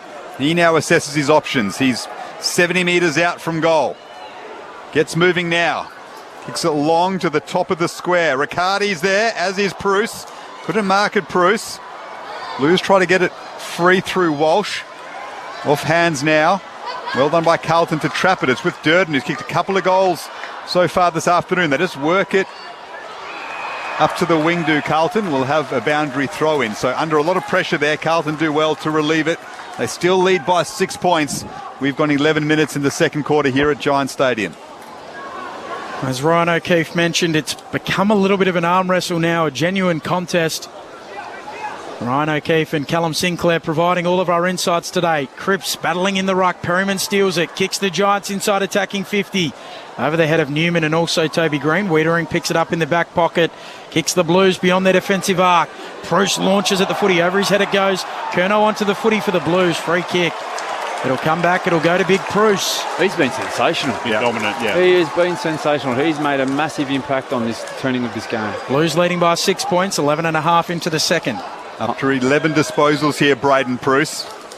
Kicks it to the top of the square. Wiedering's there. Punches with conviction. Perryman failed to gather. Knocked away by Chera. It's inside attacking 50 for the Giants. Well done by Durden to spin free of trouble as he gathered the football. But the kick wasn't clear after that. A flying shot at goal from Connor Stone for the Giants is through for a behind. So the margin now back within a goal. Carlton lead by 5 points. They are 6-4-40. GWS 5-5-35 midway through the second quarter. The Giants have done what Carlton did to them in the first quarter. They get him in there, pinning it, and Carlton will find it very difficult to get out of this full ground press. Doherty goes short. There's Sam Walsh. And 50 as well. That is not 50 because you're following your man. That is not the right interpretation of that rule. Get into him, Rhino. So Matty De Boer. Well, it's a huge punishment for what it's not. Like that, now it's an inside 50. This could be a scoring shot. That is ridiculous. So Walsh alongside the centre circles will set it up to the pocket towards Curnow launching. Unable to take it. O'Brien at the fall. Can't quite get it on the boot. He does eventually. Dribbles it forward. Cripps shovels a handball back to the corridor. Eventually stealing it, Tom Green. Handball to Hamilton. Handball to Kelly. The Giants handball it out of their defensive arc. Perryman goes short, looking for a leading target. It's a good one coming up. Able to mark in the end is Stone. Still at right half back for the Giants. The Blues lead by 5 points, 13 minutes into the second term. Connor Stone in for his first game of the season. They like him here at the Giants. He's had shocking injury troubles. He decides to go backwards to Haynes and now Iden. So the Giants chipping it around inside defensive 50. Here's Adam Kennedy. Call to play on now. In the back pocket for GWS. So goes out to the wing. It's a 2-on-1 favouring Carlton. Cottrell is there, the sub. He's on for Zach Williams, who's off for that, what we think is a very bad Achilles injury. Now they handball it back to Wiedering. He just stops and assesses his options and now goes up to half forward for the kick, looking for Silvani on the lead. Connor Iden watches him closely though. And it's out for a boundary throw in just outside attacking 50 for Carlton, who lead by 5 points here at Giant Stadium in the second quarter on the farewell game for Leon Cameron. And they got off to a fast start, the Blues. Shell-shocked everyone here, but the Giants have responded to pin the margin back to 5 points. Here's Ben Cameron on AFL Grandstand. Umpire brings it back in. Tom Green doing the ruck work opposed to Cripps. Cornelio receives it, loses it in a tackle. Oh, he's onto the footy. It'll be holding the ball. It'll come back. So the free kick will go the way of Georgie Hewitt. Here for Carlton. Short kick to Chera. First year at the Blues. Low ball towards the pocket. Looking for a target there in Curnow. Fisted away there by Sam Taylor. Quickly, let's go to the Gold Coast and Fremantle game. Corbin Middlemass. It's full-time here, Ben, a 36-point win for the Gold Coast Suns. So Gold Coast 10-9-69. They defeat Fremantle 4-9-33. I'll tell you more about it at halftime. For the Suns with back-to-back wins over Sydney and now Fremantle. That's some good form. That's some really good form. They're on a good run at the moment. As Cripps tries to break free inside attacking 50. Got the hands free for the handball, but gave it to Adam Kennedy. He's now wrapped up, though. We'll have another ball up. It's a little bit slippery here at Giant Stadium. It's gloomy overhead. The lights are on. Reasonable crowd here for Leon Cameron's farewell game. Cripps wins it off. The ball up. Carroll and now Walsh. Close up on the boundary line. Sends it to the top of the square over the head of Silvani. Who palmed it down now. Curno's there. Seized upon by Sammy Taylor, who left it behind. So a chance for the Blues here. Owi's on his left. Couldn't connect cleanly, and now it bounces in front of Nick Haynes. He can keep it in the pocket. So Haynes able to bend over and pick it up. Now goes short for Ward. Good kick. Great hand. Strong hands from Ward. That closing pressure from Nunes. And the appreciation from Cal Sinclair. You just love the way Cal Ward goes about it. Hard as they come. Chips it over the top. So Isaac coming. Amazingly, has never had an All-Australian Guernsey. Cal Ward, I reckon if you're doing your best players to never make the All-Australian team, he'd be somewhere in the midfield. Great befont of hair. He's in the All-Australian team for that as Ash wins it off hands on the wing, gives it off to De Boer, kicks the Giants inside attacking 50, overshoots Toby Green, getting back Cottrell. He'll mop up at fullback, nervy time, zigzags. He'll run to the right back pocket and kick long towards the wing. The Giants have numbers there, though. Tracking it back was Hamilton. Good contest, though, by Carroll of the Blues, so they can win it back, and there's an excellent contest. Two of the best young key position players in the game, Sammy Taylor and Charlie Curnow. Long lead by Curnow on the wing. Taylor was there with him, punched it over the boundary line. We'll have a boundary throw-in, smack bang on the wing on the outer side. Carlton leading by 5 points. Cripps in front of Tom Green, a couple of midfielders doing the ruck work. Walsh with the handball inboard to Chera. Now Hewitt on his left, sends the Blues to half forward. Good leap by Silvani. Haynes is there with him, and there's a free kick going the way of Silvani for chopping the arms against Nick Haynes. Plays on quickly, does Silvani now to the pocket. Looks for Curnow. The kick is not accurate, though. Bounces in front of him.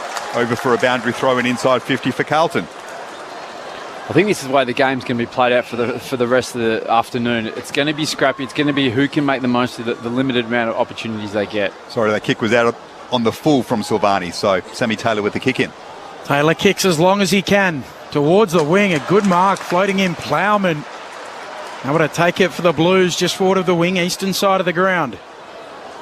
0437 774 774. Let us know where and how you're listening as Plowman kicks the Blues back inside 50. Curnow crushes the pack. Down to Hewitt in front. Dumps it on the right boot. Floats it towards goal. No mark taken in the pocket. Feeding a handball back is Owie. Straight to Silvani. He gives it back towards Durden. Now in the pocket. It's close to the boundary line. Stays in fact. And a kick smothered. Ricocheting out. And we'll get a throw in deep in the right forward pocket. Here for the Blues. They lead by 5 points. Last goal coming at the 7-minute mark of this term. We've now played 18 minutes and change. Been a real intense shift there from the Giants at the moment. Ball hitting the ground. It's Cripps.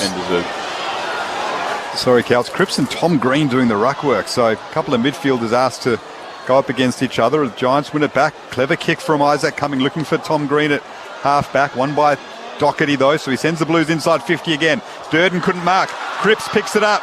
Breaks free of a tackle. Handball over the top for Silvani. Tries to get free of Iden in the pocket. Breaks free of a couple of tackles. Silvani with the snap. What a goal! Jack Silvani in a tight space, got free of a couple of tackles from the pocket, snapped it at goal. That is the goal of the afternoon for sure, and one of the best of the round. Carlton's lead back out to 11 points. Just making the most of the limited opportunity then. That was a great goal by Silvani. Just the ability to have that strength through his hips to be able to just absorb that tackle, keep his feet, get through it, and then finish with a classy finish. Jack Silvani with his first of the game. Carlton now edge their lead back out to 11 points. Strong work by Cripps to get the handball free to him, and then he broke free of a couple of tackles, and from tight spot was able to bend that around with the outside of the boot. Love the fact he's wearing a shin guard as well. So just paying respect to his ruckman out there. It's beautiful. That was a joke, lads. Not a very good one. Anyway. No, it's all right. He did I a didn't centre mind bounce. it. Anyway. I like it, Cal. Look after the brethren. Out of the middle. Cripps, handball away to Cherub. Now cruising by Hewitt. Kicks long towards full forward, looking for a marker, and can only find Sam Taylor. Able to mark at fullback. His kicks dicey, looking for Tom Green. Has to truck it on the deck back towards right half back. Handball to Whitfield cruising by for the Giants. Low ball for Himmelberg on the lead. Coming through Wiedering. Wiedering can only fumble it. Now he goes again. Slick little handball looking for Cripps, a little too hot. Now a loose footy on the wing. Coming up, Cumming getting involved. Eventually knocks it out, spits out to Whitfield. He's tackled by Sard. Now Wash for the Giants, just spins and kicks long inside 50. Blues have numbers back there, though, including Brodie Kemp, who takes a good mark, basically uncontested. Carlton's lead 11 points. The first 4 goals of the game, the Giants have come back at them hard, but just stabilised here, the Blues. And they work it up to the wing now as we get closer to half-time. Sam Taylor's there, so is De Koning. He punched it free. Chance for Carlton to go inside 50. They can win this ball in dispute on the wing. Patrick Cripps does that better than anyone. Gives the handball to Chera. Now they work it up to Silvani. Through his hands. Picked up again by Cripps. And now Zach Fisher on his left. Spots a target inside 50. That man is George Hewitt. And Hewitt will have a kick from 45 metres out in a 45-degree angle. Now, no, I shouldn't do this, but Georgie is one of the great kicks for goal that I've ever played with, so he'll probably miss it now. He's probably going to miss it. Mate, he'll miss the lot after that. That's a big statement. I played with him too. I wouldn't put him in that basket. Well, you wouldn't have played a lot with him compared to me. So. Hewitt coming up for his 16th disposal. He averages 30 for the season.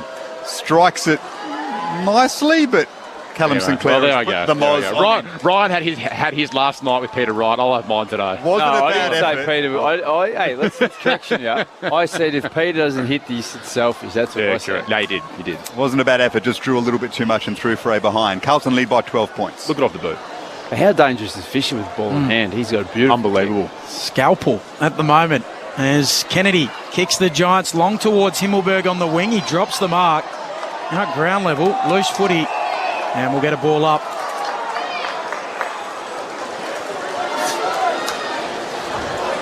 So we've gone 22 and a half minutes in the second quarter. Bruce and De Koning, ball in dispute on the wing. Taranto falling over, gets the handball free. Cripps is starting to have an influence now. He's up to 16 disposals. He's burrowing through this pack, but the Giants win it back. Here's Lockie Ash at half forward. Callan Ward now breaks free. Does very well, Callan Ward, to get it on his left and look for Toby Green inside 50. Doherty's there, as is Newman. Handball over the top. Kennedy tries to win it back for the Giants. And he's won a free kick as Adam Kennedy at centre half forward. Tell you what else has had an impact. It's Tom Green from the Giants. He's starting to get his hand on it and work hard and working off Cripps. They're playing head to head. Tom's abs running off and trying to create an option to make Cripps work both ways. Free kick against Jack Newnes. So Adam Kennedy will kick from just outside the 50, directly in front. Carlton lead by 12 points. They would love this. We're in time on in the second quarter with the Giants. Has he got the journey? I'm not sure. A veteran of this Giants setup. He's Adam Kennedy, been there for 10 years now. He struck it beautifully, and it's straight through the middle. A long way up as well. Carlton's lead back to 6 points. Big goal from Adam Kennedy of GWS. That's a lovely kick. Yeah. Beautiful.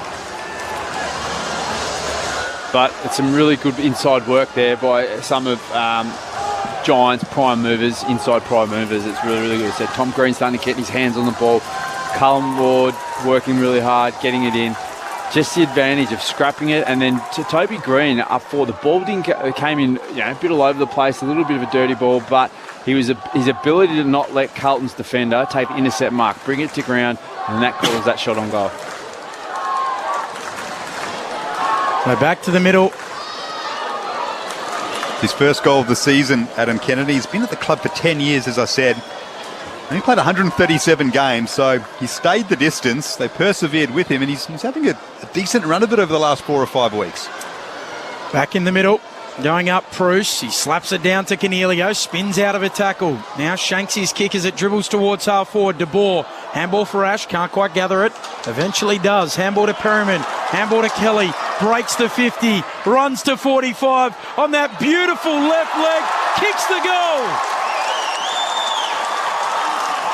Tell you what, GWS are in front, or they draw level rather.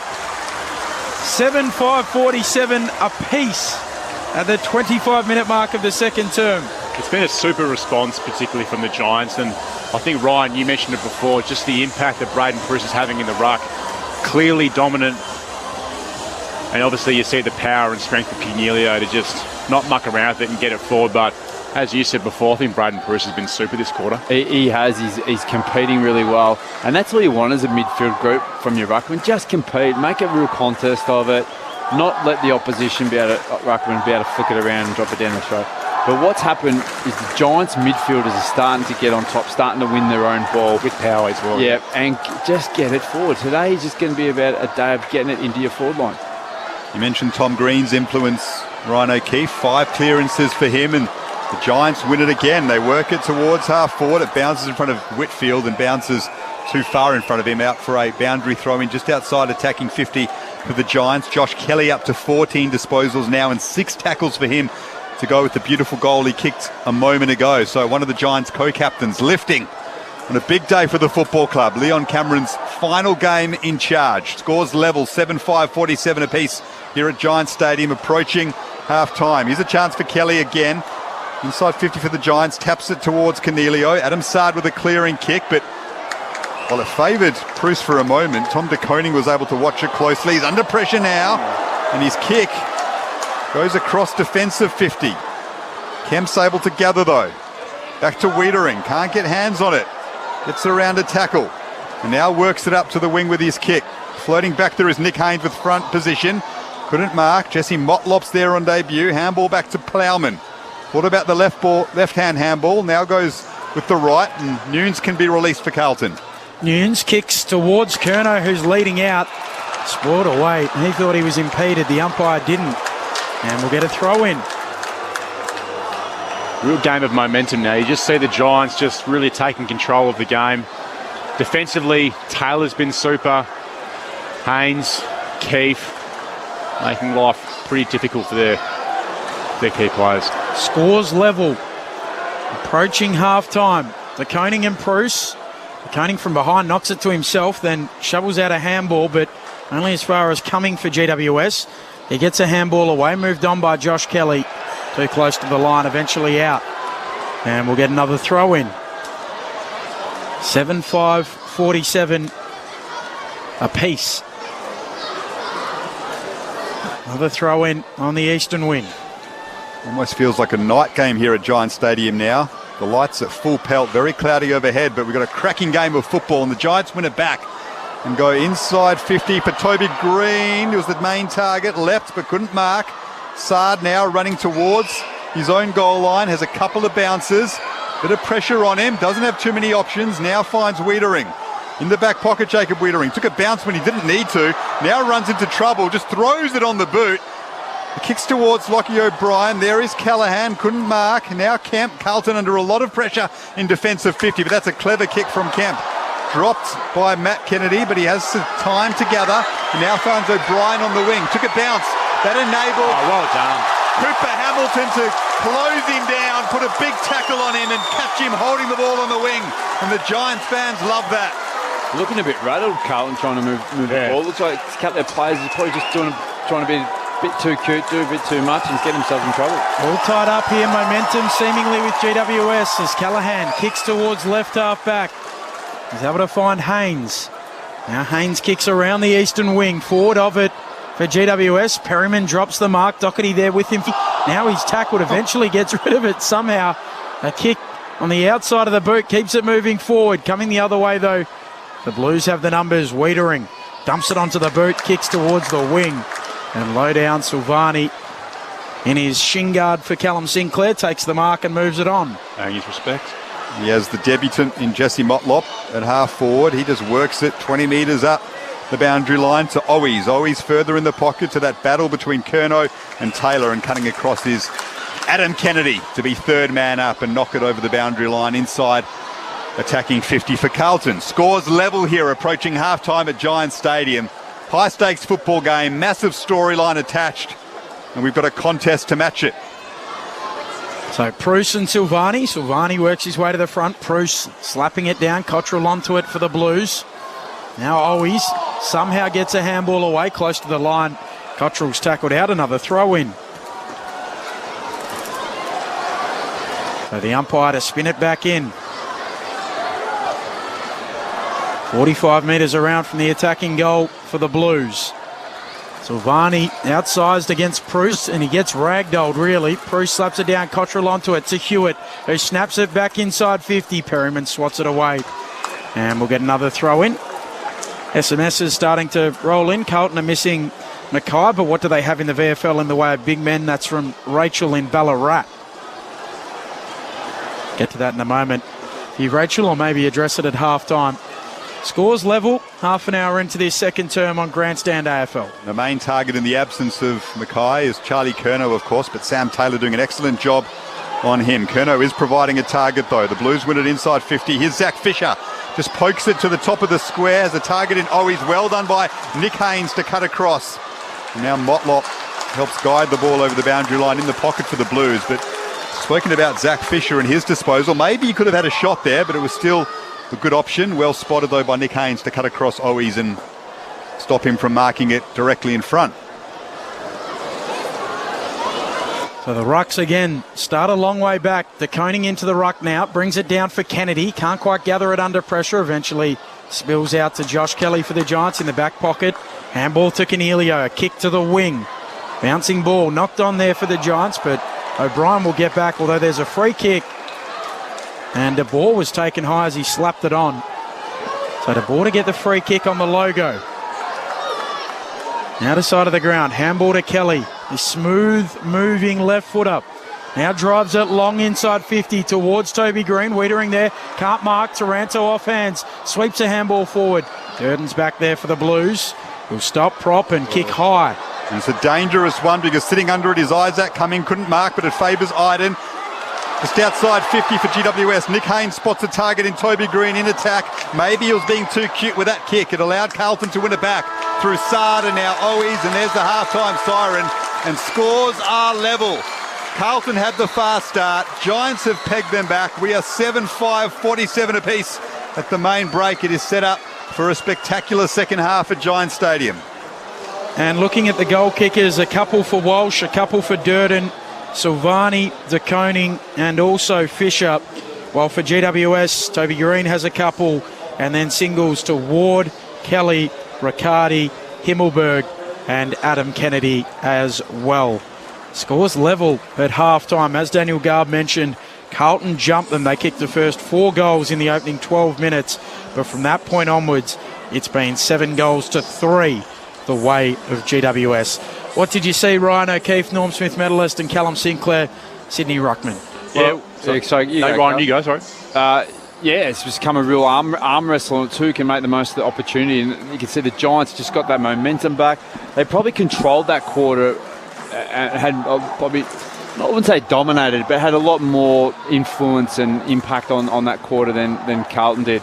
It just looked like they were able to stop Carlton's ball movement and play the game more in their forward half. So it's just the ability to who can capitalise on that last little play there. Hey, you would have loved them to see pin the ears back and just try and knock it over.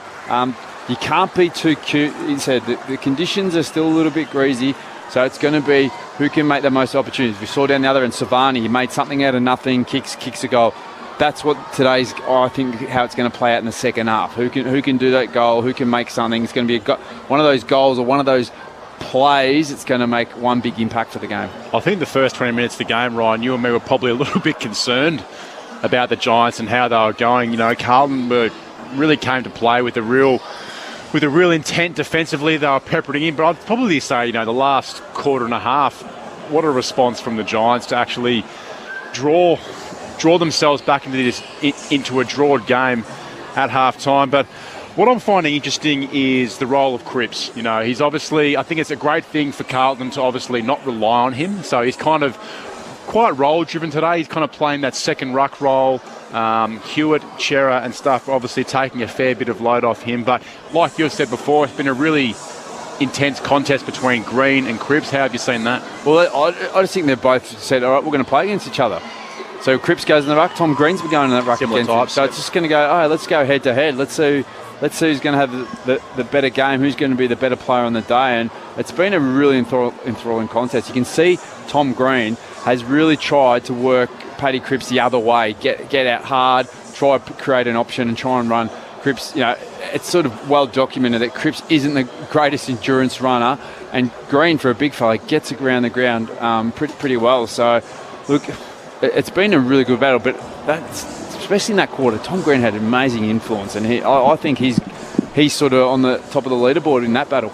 How did they do it? How did they get back into the game? Where did it change for GWS? They just started winning the ball and getting the ball forward. Like before, they just could not get it out of their back half.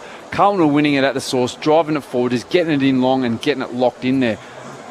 Giants started winning the ball, doing it the other way. And when the Giants did win the ball, say in their back half, and had to move it, they started lowering their eyes and not just kicking it long down the line down to Wiedering and these guys who just thrive on that high ball where they can come in intercept mark. But also it come down to a little bit of personnel. I reckon Braden Preuss made a statement after quarter time to actually come out and say, you know, I'm 120 kilos, I'm going to dominate this game. And I think for De Koning, he's actually proving a bit of a problem. You know, they don't have much backup there. We know Cripps probably cannot compete with probably Perus in the ruck, particularly around the ground. But I thought his impact on the game was absolutely sensational. But also going in direct, you've seen the conditions there. There's a little bit slippery out there. You've seen when you've gone in shallow, both sides can kind of hurt you on the way back. But, you know, these key forwards that you spoke about, Ryan, pre-game, they're worth their weight in gold. They don't have to take every single mark, but if they can crash a pack with intent, with physicality, brings like Green into the game. We've seen the impact that Fisher and Silvani have had, particularly Fisher. His foot skills going inside 50 are absolutely sensational. But for me, I reckon it was a bit of a mindset, Ben, what the Giants came out with, particularly in that second quarter. They were ferocious. You saw the defenders of the Carlton a little bit panicky when there was a ground ball going inside 50. And, You could talk about that panic. You could see a couple of times when they won the ball, Giants started pressing, getting up in their face, and they didn't know how to get the ball. They couldn't exit it, and they'll doing U-turns, swimming around, and then all of a sudden they're just kicking balls up the chimney. And as I said, Giants are able to press in and hold the ball in their 40. That comes from, like you've spoken about, is getting it in deep, and it gives a lot of time for those defenders to set up behind the ball, and really they're just sitting there waiting for a long ball coming, a long high exit from the Carlton defenders.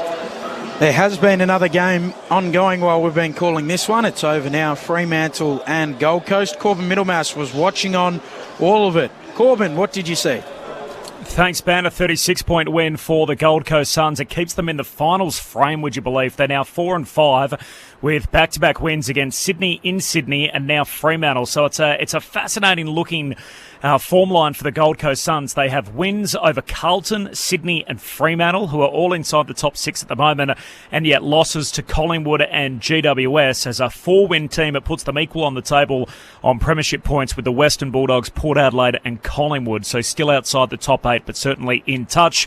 Interesting game of footy. Fremantle led by 8 points late in the first quarter. They had 19 inside 50s to 6 in the first quarter alone. Couldn't dominate on the scoreboard. And the Suns really took over in the driving rain after quarter time. They held Fremantle goalless for almost 3 quarters. It was the Dockers' first loss since round 2. It also ends a 6-game winning sequence for them. The Suns winning the clearances by 16, the contested possessions by 17. And Isaac Rankin was probably best on ground despite the fact he didn't kick a goal. He had 18 disposals, 14 of them contested, had 11 score involvements, was sensational for the Suns, while Mabiel Chol ended up kicking 4. The Dockers in a little bit of an unusual quirk. They had 64 inside 50s to 36. So the Dockers lopsided, plus 28 in the inside 50 count, and yet they generated only 13 scores from their 64 inside 50s. Brandon Walker came on late as the Medi-sub for Fremantle. Alex Pearce was subbed out and didn't look to be any serious injury, but we'll wait to hear more from Justin Longmuir in the post-match. The Suns winners by 36 points, Ben, over Fremantle, who conceded 9 consecutive goals at one stage. The Suns big winners, 10-9-69 over the Dockers, 4-9-33. Good job, Corbin. Corbin Middlemouse bringing us up to date with that result between Gold Coast and Fremantle. Half-time in our game here between GWS and Carlton. Scores are level, 7-5-47 apiece. The second half after the latest from the ABC Newsroom.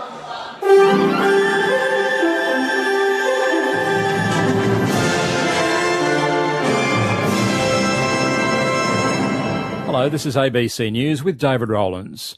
The Coalition has officially launched its election campaign with a promise to let first home buyers use their superannuation savings. With more, here's political reporter Melissa Clark. Prime Minister Scott Morrison says a re-elected coalition government would allow first home buyers to take 40% of their super, up to $50,000, to spend on getting into the property market. And whatever amount is invested will be returned to your super when you sell the home, including the share of the capital gain from the sale of that home. There are no limits on age, income or property value, but buyers must have separately saved at least 5% of the deposit. The scheme would start mid-next year. Fans and teammates are mourning the shock death of champion cricketer Andrew Symonds. The 46-year-old former Australian star died in a single vehicle crash outside of Townsville in North Queensland last night. Symonds was a father of 2 and played 26 tests for Australia, as well as winning 2 World Cups. Chris Simpson played alongside him towards the end of Symonds' career, and he's now the chairman of Cricket Queensland. He says Symonds left a giant mark on the sport. He certainly got kids playing cricket that wouldn't have played cricket. He certainly gelled communities throughout Australia that had a common thread, and they didn't necessarily have to be cricket fans. They were just lovers of all things Australia, which he represented. A man has been shot dead by police in Ipswich, west of Brisbane. Queensland Police says officers were called to Ernest Street in 1 Mile around 11 o'clock this morning, following reports of a man with a firearm. Around midday, an emergency was declared under the Public Safety Preservation Act, ordering residents of Ernest Street and Woodford Street to remain indoors. During the siege, police say the man exited the property with a firearm, and after he refused to put it down, police shot him dead. Police in the United States say a mass shooting that killed 10 people in the northeastern city of Buffalo is being investigated as racially motivated violent extremism. An 18-year-old white man has been charged with first-degree murder after the shooting, in which 11 of the 13 people struck by bullets were black. More on this story from the BBC's Nadia Tawfiq. As the gunman emerged from his car, heavily armed and wearing military clothing, he shot 4 people, killing 3 of them. Witnesses recounted hearing a barrage of bullets. A retired Buffalo police officer who was working as a security guard tried to stop him by shooting, but the gunman was protected by his body armor and returned fire, killing the guard. He then went into the grocery store to continue his rampage. The suspect was taken into custody after putting his assault-style rifle to his neck and threatening to shoot himself. Polls have opened in Lebanon's first election since the country's economic collapse. It's seen as a test of whether the Iran-backed Hezbollah and its allies can preserve their parliamentary majority amid soaring poverty and anger at ruling parties. Since Lebanon's last election in 2018, the country has been rocked by an economic meltdown, and the capital Beirut was shattered by a massive port explosion in 2020. A research ship has returned to Hobart after collecting deep water moorings from the Southern Ocean, redeployed to monitor changes in climate. The annual voyage, led by the CSIRO and the RV Investigator, collects moorings from depths of more than 4,000 metres and deploys new ones for the next year. Senior research scientist Elizabeth Shadwick says it's been a fruitful mission. Being able to collect a full decade of air-sea flux of heat and carbon, so how much heat and carbon are being taken up by the ocean in the subantarctic. And so it's quite an achievement for us, both in terms of engineering and instrumentation and also the science that we'll be able to do. Former Manchester United and Sydney FC star Dwight Yorke has been appointed head coach of the A-League men's soccer team, Macarthur FC. It will be the first time the former Trinidad and Tobago international has coached at a senior level. Yorke takes over from Ante Milicic and has signed a 2-year deal. The Collingwood Magpies have beaten the Queensland Firebirds 71 goals to 67 in the Super Netball game in Hobart. The Magpies led by 14 during the third quarter and withstood a late rally from the Firebirds to record their 4th victory of the season. Shimona Nelson starred for Collingwood with 65 goals from 66 attempts. And in the National Rugby League, the first match in the Magic round on Sunday has concluded with Canberra beating Cronulla 30 points to 10. This is ABC News. My fellow Australians, right now everyone wants to buy your vote. So we're back to show you how your democracy is being sold and bring you all the inside information of how the pollies are trying to spin it to win it. Join our panel of experts, insiders and me, your election guide, Will Anthony Green. Gruen Nation, this Wednesday night from 8 on ABC TV or log in to stream on ABC iView. Spoken by Will Anderson and the voiceover guy who has to do this bit as fast as possible. The 2022 AFL Premiership season. Grandstand AFL on ABC Radio and ABC Sport Digital. Sard, his kick is inside 50. Sam Taylor with the leap through his hands, picked up by Owies, tucks it under the arm. Handball over the top to Charlie Curnow. Good tackling in from Taylor. One back though by Durden, and he snapped another. Durden has 2. Callahan. Handball to the top of the 50 for Cornelio, and now over the top to Whitfield, who can spot up some options in attack. Looks for Himmelberg over the back of the pack. Himmelberg gathered, snapped on goal. There you go. And he's got one for the Giants, and that keeps his streak going. 19 straight games with a goal for Harry Himmelberg. One by Doherty though, so he sends the Blues inside 50 again. Durden couldn't mark. Cripps picks it up, breaks free of a tackle. Handball over the top for Silvani, tries to get free of Iden in the pocket, breaks free of a couple of tackles. Silvani with the snap. What a goal! Jack Silvani. De Boer, handball for Ash, can't quite gather it. Eventually does. Handball to Perriman, handball to Kelly, breaks to 50, runs to 45 on that beautiful left leg, kicks the goal. This is the 2022 AFL Premiership season. On ABC Radio and ABC Sport Digital. So scores level at the half between GWS and Carlton, 7-5, 47 apiece at the showground in Sydney. They're trying to farewell Leon Cameron as best they can, GWS. And, well, they were jumped early by Carlton, who kicked the first 4 goals of the match, but GWS have come storming back into it. They've fought back well to see themselves level at the half. Ryan O'Keefe, Carl Sinclair, what can we expect in this second half of football? Well, I think both teams have looked pretty positive out of it. You know, the Giants would have a bit of confidence to know that, hey, look, Carlton threw everything at the start. We were able to fight back and claw our way back into it now. So, look, I think both coaching departments will be saying, look, this is going to be a contest. It might come down to the last few minutes, or even as I mentioned before, it could be just 1 or 2 moments that get this game or get the win. It's going to be tight if the trend of the game keeps going. I suppose what the Giants were able to do, and they probably got the momentum of the game, was be able to start winning the ball and getting it forward. So Carlton really need to start getting their hands on the ball. But it has started from the big fella, and I think the big fella, Bruce, has been sensational. He's obviously had an impact in the ruck hit-outs, but more so around the ground. He's flying, he's making contests, taking marks. So his ability to be a big presence there is starting to cause a bit of a headache. And in these conditions, as you know, Carl, the big guys don't get any smaller, so he's just going to, he's taken the athleticism of De Koning out of it by just wearing him down. Absolutely. And look, as the Giants come onto the field now, I'm just really curious to see, their intent, particularly in the first 5 to 10 minutes of this quarter. I'm pretty sure. I'm not quite sure what Leon Cameron probably would have said at halftime. You obviously don't want to make it about yourself as a coach, and I'm sure he didn't. But you'd like to see his players come out with a real, seeing that the scores are 47 apiece, come out with a real intensity, real physicality, and try and get the scores kind of going the Giants' way. But clearances, like you said, Ryan, it's really starts in the middle of the ground. Clearances are 20 apiece, both sides, so I'll be quite interested to see. But I think you are right. I think De Konings's going to have a bit of a response against Perouse. And but I think both defences have been quite ruthless. They're having a go. But, it'd be interesting to see what happens. It's the centre clearance, the centre bounce clearances are the dangerous ones. The team that's done that and won and gone about to go out of the front of the stoppage has generally scored off the back of it.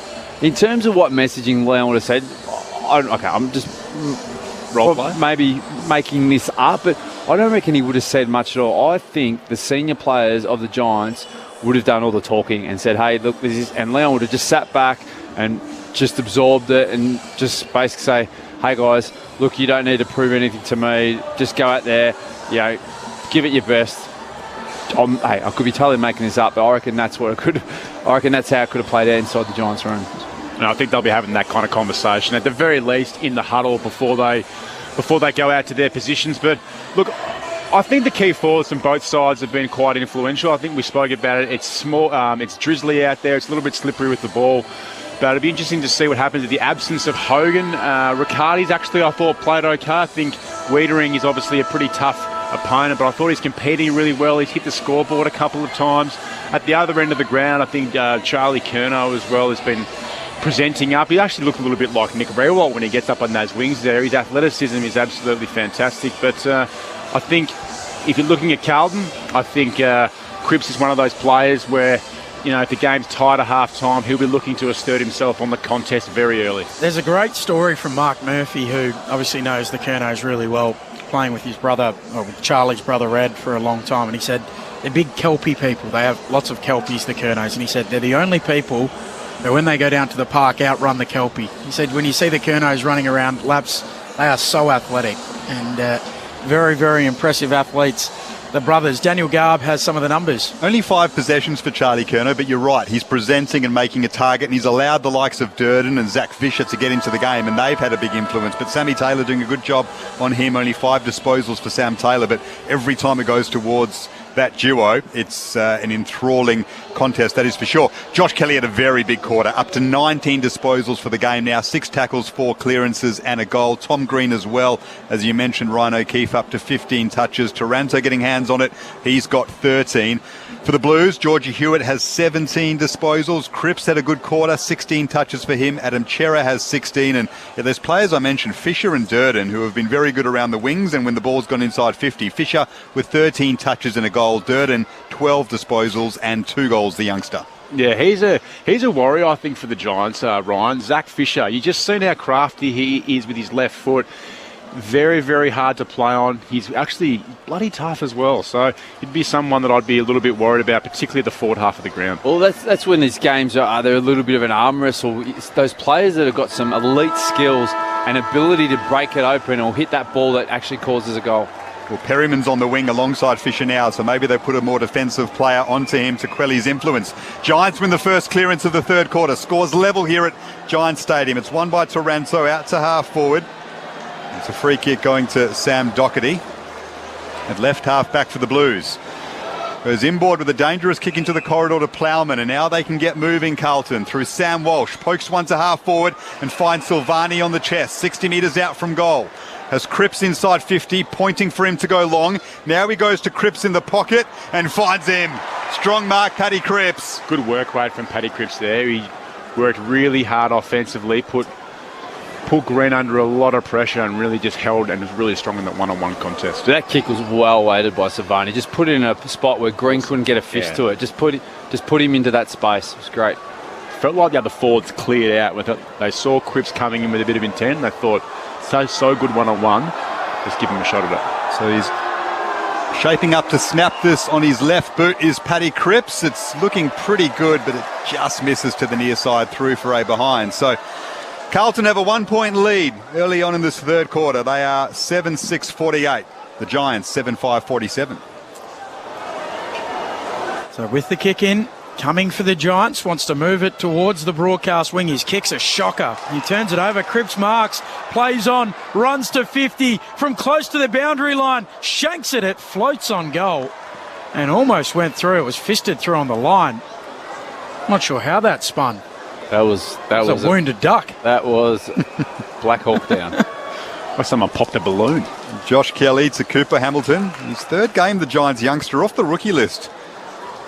Managed to nail down a spot in this Giants side. His kick goes up the wing now. It's marked back there by Brodie Kemp. His kick inboard, though, is misdirected, so he makes Saad run about 5 metres backwards to pick it up. He does so And goes to Newman. A reminder, Zach Williams subbed out of the game for the Blues with what looks like a bad Achilles injury. Cottrell on for him. Here's Saad in the middle of Giant Stadium. Has a second bounce as he runs through the centre circles. Now goes to Silvani at half forward. Lets it run over his head. The bounce suits him. 30 metres out. Just decides to pop it over the top and finds the target in Jesse Motlop on debut. Pretty curious to see what Lockie Keefe is doing on Silvani there. A bit of an unusual matchup. Not sure if it was caused by a handover, but I wouldn't want a 6'9" defender on the class of Silvani. So wouldn't this be a special moment? Jesse Motlop in his first game of AFL football. The son of Daniel, picked 27 in last year's draft. Looking for his first goal in AFL footy. He's got it. And here they come. Every single teammate, Jacob Wiedering included from the last line of defence. Every single Blue around Jesse Motlop on debut after his first goal in the game. And crucially, has extended the Blues' lead to 8 points. It's awesome to see. Do you remember your first goal, Ryan? Actually, I don't. Sorry to be a bit of an anticlimax there. Actually, I can't, to be honest. Yeah. Oh, show my age. But that's a real classy kick there by Silvani. You can see he's just got a great footy head, Silvani. He just knows how to play. Just saw the option in. He could have had a shot himself on a tight angle on the boundary with a bit of pressure on him, but just saw Motlop in there, put it in nicely, and it's always good to get off the mark, kick your first goal of your career.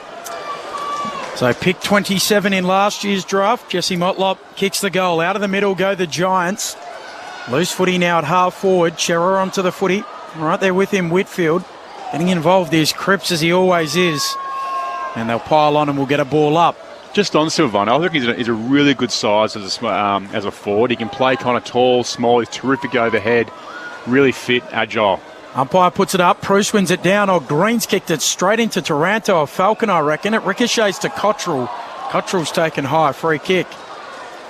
You might have heard a little scream as well every time Jesse Motlop's touched the footy today. There's about 25 family and friends in the outer here, and they loved that moment, his first goal in AFL footy. Oh, there's going to be a 50 as well. So Kennedy, who has it on the logo, will be marched inside 50.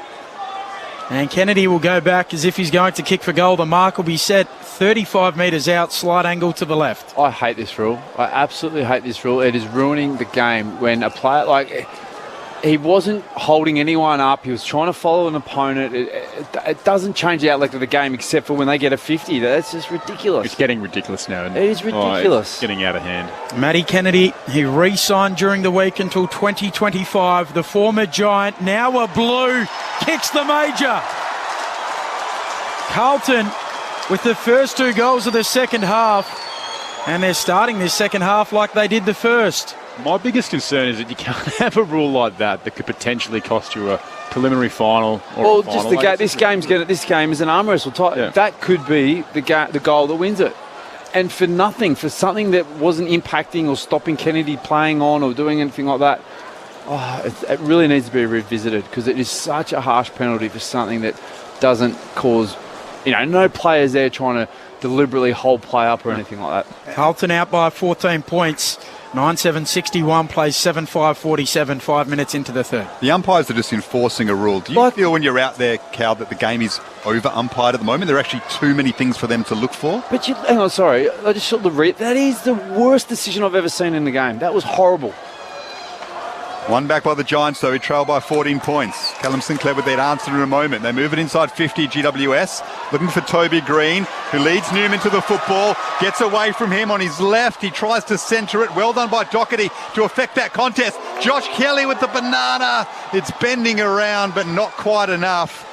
Through for a behind, and there's a Giant down here who's in a lot of pain, and he's grabbing his knee. This is not good. Oh, he got kneed really bad. That was a little hospital pass by Toby Green. He's got absolutely nailed by a knee in the back. I thought for a second he was holding his knee as if he'd hurt it badly. Hopefully it's not that. Maybe a kidney. A big knee in the back. That is not much fun for Stephen Coniglio. Well, he gets to his feet now, Steve Coniglio, one of the co-captains of the Giants. An important day for him and the club. He's managed to move one trainer along. The other one is not giving up just yet, but Coniglio says, no, I'm playing on. as the Blues bring it back in.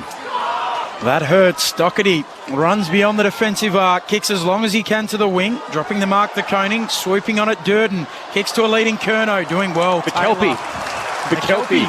He outruns the Kelpie. He doesn't outrun Taylor on this occasion.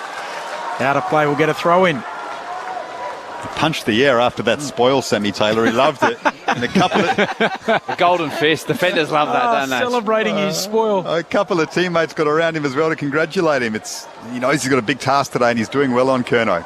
Lockie O'Brien kicks the Blues inside 50 though. To that battle, Curnow and Taylor. It bounces over their head. Curnow tries to slide and guide it towards goal, but it's over 4A behind. So the Blues having the better of it at the start of this third quarter.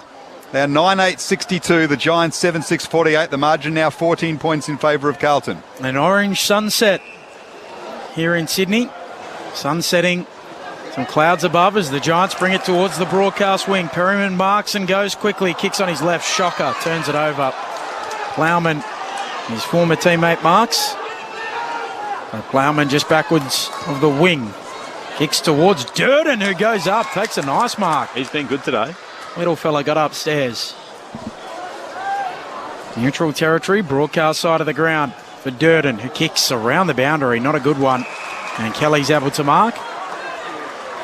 So Josh Kelly at left half back for GWS. Carlton lead by 14 points. They've kicked the only 2 goals of this second half after scores were level at the main break. Connor Iden in the left back pocket for the Giants. Just pokes it forward 15 metres to Taranto. He's standing on his defensive 50 line. There's very little movement in front of him. Now he's got to play on, so just chips it back and finds Connor Iden. Good pressure here from Carlton. And now they've given away 50, so it was Charlie Curnow who moved off his mark. Welfare check on you, Rhino. That's the stand rule. And Connor Iden, there's no one on the mark, so he plays on now through the centre of the ground, pokes it to centre half forward and finds Toby Green. Jumping up and marking it on his chest. Plays on quickly now does Toby. Not the best kick towards the top of the square over the head of Himmelberg. It was a helicopter-type effort, but he's won a free kick. I thought that was really smart there by Connor Iden. I think the issue you can get when you're coming really up with the 15-metre penalty is you can just kind of blaze away and just go pretty reckless inside 50, but he drew out Toby Green to get a mark just outside 50. Maybe a bit fortunate here, the Giants, from that situation to win a free kick, but Harry Himmelberg will kick from 20 metres on a slight angle. He loves the snap from this range. He's got one already today. He's kicked a goal in 19 straight games to bring the margin back to 8 points. Harry Himmelberg converts. He's got 2 now, and the Giants strike back importantly. Yeah, it's a good settler there for the Giants. Be able to get a bit of a... Carlton started to get a bit of momentum, so to get one back. The free kick was there. He's definitely getting held on Himmelberg, but yeah, you're right there, Cal. Yeah, he's an underrated player, I think. He just gets the job done, does the simple things well over and over again, and just that ability to lower the eyes and not blaze away, and it's obviously paid off. It's Brody Kemp who gave away the free kick on Himmelberg. Got one of the great nicknames as well, Connor Iden. Seek. Literally Iden Seek. Born in London, by the way, Connor Iden. Another interesting fact about him. I thought that was not bad from the Giants players. Ryan O'Keefe, Cal Sinclair, not fans. Well, you didn't laugh at my joke. Back in the middle. Need to start laughing at them, otherwise I'm walking home as bounce back in the middle. We'll get another restart. Umpire puts it aloft. Bruce slaps it down. Kennedy. Handball away. Cherub. Handball to Cripps. Handball to Doherty. Kicks the Blues. Inside 50. Durden again. Marks on his chest. 47 metres out. Durden a little unsure of where he's going to go with this. Looks as if he's going to go back and kick for goal. He's already got a couple. Does Durden today. Boot the ball from the paint of 50. It's a good-looking kick off the boot. It's towards the goalpost. No one able to mark it. It comes down in the goal square. Flicked out quickly. Flying shot there from Owies. He misses to the left. A minor score. 9 points. Carlton's advantage. Cumming plays on quickly, looking for Hamilton. O'Brien has front position, though. And Hamilton's given away a free kick as O'Brien tried to punch that. It actually favoured Whitfield off the back of the pack, but Hamilton went into O'Brien's back. So Lockie O'Brien, 65 metres out from Carlton's goal on his left boot, can send them deep into attack again to the top of the square. Curnow and Taylor are there, floating across the front was De Koning. Punched away from him. We'll have a boundary throw in next to the behind post for the Blues. They lead by 9 points. We've gone 12 minutes in this third quarter. Probably haven't spoken much about Durden, but 15 touches, 2 goals. Been pretty dangerous today and very clean considering the conditions.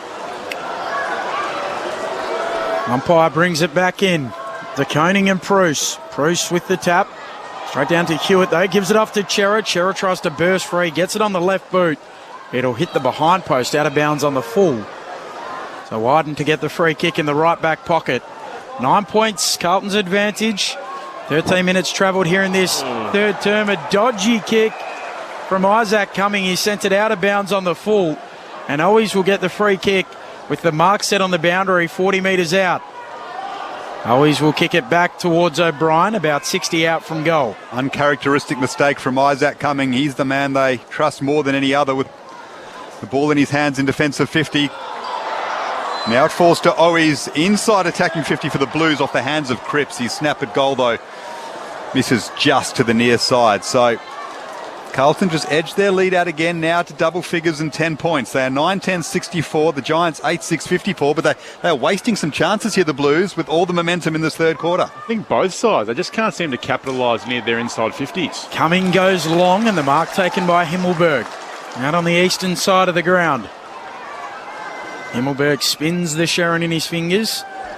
Waits for teammates to get forward. Now low ball around the wing. Green will come up, but Doherty in front of him drops the mark. Allows Green to pick it up. Handball to Kelly. Handball away. Whitfield tries to burst through a tackle. Goes back to Kelly. Well done. Kelly's handball away towards Newman. And the Blues have the numbers. Kennedy to Sard. To Doherty in the right back pocket. He'll chip it short and Motlop. And the Blues are able to stop the offensive surge from the Giants. Just some overuse there by the Giants. They had an opportunity to be able to just get it in a little bit deeper. They just overused handball and it's caused a turnover. Jesse Motlop up to 9 disposals with a goal on debut. Silvani goes backwards to Wiedering. They get the switch on now to O'Brien at right half back on the near side. O'Brien on his left has a man free on the wing. Spots him up beautifully with the eyes and then executes with the kick to Nick Newman. Newman wants support running around in O'Brien. Uses that as a decoy. Now with his left goes to the pocket. Try to be too fancy there, Nick Newman. Kicked it out of bounds on the full. I don't know what Nick was thinking there, but... So the Giants in their defensive 50 want to execute the switch. A good kick from Cumming away to Kennedy, who moves it towards the eastern wing. Bouncing ball. Going after it there, Cottrell wins it back for the Blues. Handball to Nunes. Nunes' kick is interesting. It bounces in the end away to Doherty, who goes back to Cottrell. Now Cottrell will kick around the wing. Forward of it for Cripps, who goes up, hands to it. Outpointing him, and they're able to win a dash. Who gives it off to Tom Green. The Giants through the middle of the ground. Ward marks. He'll skip back off the mark and see what he's got. So 10 points is the Blues lead as the Giants move it towards the logo and Perryman. Perryman on the wing. Looked inboard, attacking 50, but too many Blues were back there, so he just centres it to Ash. He chips it now to Isaac Cumming. Right next to the centre circles here in Giant Stadium. He goes long now. Himmelberg is the main target in attack. Floating in front was Kemp. Wiedering gathers it. Back to Cottrell, and now Nunes under pressure. Gets around a tackle. Cottrell in the left back pocket for the Blues. On his left foot, finds Silvani as the outlet, and now Carlton can go. And they do quickly down the wing. Here's Fisher taking a bounce, sweeping a handball towards Hewitt, who's met heavily. A big tackle coming the other way from Keefe. It spills out to Fisher. Goes inside 50, spoiling it there, Taylor. Handball away to Kelly, handball to Ash, handball to Tom Green. Kicks across the defensive arc for the Giants, and Perryman. Still 10 points, the Blues lead. Dodgy kick, Perryman turns it over. Mark taken there by Newman. Riccardi might have been a bit lazy there on the lead, and Newman's able to find a teammate in Lockie O'Brien just outside 50, wheels around on his left. It's a good-looking effort towards the big sticks. Lockie O'Brien's got it. Excellent effort. The former top 10 draft pick delivers with a big major for the Blues and extends their lead out to 16 points. It's a lovely kick there for Lockie O'Brien. There's some really good physicality there. It was a good hit up by Keith. But George Hewitt's ability to absorb that pressure and still get their hands off. So there's some really good contests there. You could just see that the Giants they've had opportunities to go forward and be dangerous, but I just think they've just held themselves up and then they've just chipped away and allowed Carlton to get the numbers back and press. I agree with that. I probably just reckon they've gone one or two extra possessions, but they probably don't have to, going inside 50. Yep, totally. But, I have seen a couple of times when they've marked the footy probably about 70 or 80 out, they've looked up and it's probably, they're actually outnumbered. Himmelberg's having to fly against 3 or 4, so they've got to sort something out. Silvani in the ruck, wins the tap down. Canelio onto the footy, coming the other way. The Blues have the numbers. Here's the goal kicker, O'Brien, shoveling it onto the boot, kicking inside 50. Taylor again. He slides in and marks defensively, 40 out from his defensive goal. Gives it off by hand to Cumming, who delivers a bullet pass to Perryman on the logo. That's more like it from Isaac Cumming, and he's got a man on a long lead in Harry Himmelberg. He's 65 metres out from goal. The Giants need the next one. They trail by 16 points here late in the third term. He goes short to Matt de Boer and a little bit wider. A lot of Carlton players back in defensive 50 now, so de Boer will likely pop this up to the top of the square. That's exactly what he does. Coming out is Himmelberg in front of the pack. Sam Walsh at the front of it, though, after Himmelberg failed to mark. The clearing kick, though, lands on the chest of Perryman, who's marked it inside attacking 50. He's got a man free in Taranto with his arms outstretched. He wanted it short, but Perryman will choose to have a kick from probably 52 metres out on a 45-degree angle. They have to capitalise on this opportunity. They've had about 4 or 5 opportunities in this quarter. They just can't allow Carlton to edge away, so it's a big kick. Here's Harry Perryman. Can he get one back for the Giants? It's a good-looking ball. It's a wonderful goal. Great kick, Harry Perryman from a long way out. Margin back to 10 points. The Giants needed that. It's a great strike, and that's the ability to repeat entries. Put the pressure on. Great contest by Himmelberg to bring it to ground. Then the pressure to make Carlton have a real scrubby kick out of the back 50. But that's a great finish. As I said, it's going to just be a night of about to capitalise on the minimal amount of opportunities you can. You can't flounder it or waste it. I reckon another play that's lifted in this third quarter is Sam Taylor down back. Yeah, he's been good. He's had some massive wins there when the Giants have been under pressure. He was good last week as well. I did that game against Geelong. He was the only Giant to poll a coach's vote. He was easily their best. Stuart Dew said Sam Collins was leading the way as the All-Australian fullback. Obviously, he's got bias towards his club, but I reckon the Giants would say Sam Taylor might be ahead. Umpire puts it aloft in the middle, slapping it down to Koning, to Walsh. Handball to Hewitt, to Chera on his left. Kicks a high ball inside 50 for the Blues. Swatted away by Cumming. They're at the fall of the ball. Callaghan, he's tackled quickly. Taken high, he'll get a free kick. So Finn Callaghan, this high pick for GWS. Left foot up. Will kick towards the wing. Riccardi will arrive. Goes up one-handed in the end, doesn't bring down the mark. Now at ground level, a contested ball. Picking it up quickly, Tom Green. Walsh trying to get a kick away. He's dragged down by Taranto. Umpire lets them play. Tom Green somehow gets a handball away. Handball from Himmelberg to de Boer, leaving it behind Toby Green. And now the Blues have some numbers. They work it out through Carroll. And now Wiedering on his left looks for Fisher on the wing. Isaac Cumming is able to leap above him and spoil that out on the outer wing. No, running in waves there, Ryan, just coming out of that. There's opportunities there for them, but they're just not executing a handball, either overusing it or not getting it in there. But the opportunities are there for them. Spot on. It's just a millimetre off about to take one through. Obviously, we're talking about all-Australian fullback contenders. Jacob Wiedering would be in the mix, as would Stephen May, of course. Tom McCartan. Tom McCartan, too, has had a fantastic season. It's not even halfway through the season, guys. There's a fair bit of footy to be played before we make these calls. We love that fodder, though.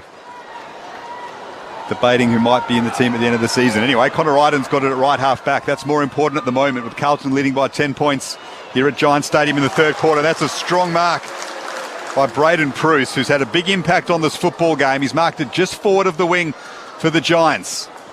Kicks it now, a long ball into attack. Front position is Connor Stone. It's punched away. Callan Ward can't gather it. Jack Noons kicks it quickly. Well done by Cumming in front of Motlop to win that contest. Favours Walsh, though, at half back for the Blues. Handball to Nunes, and now Newman. And he pokes it up the wing. And he finds a teammate in Adam Chera. So the Blues leading by 10 points. We've played 22 minutes in this third term. Peter from Hampton on the SMS says the commentary team seem less upset by 50-metre penalties that go the way of the GWS.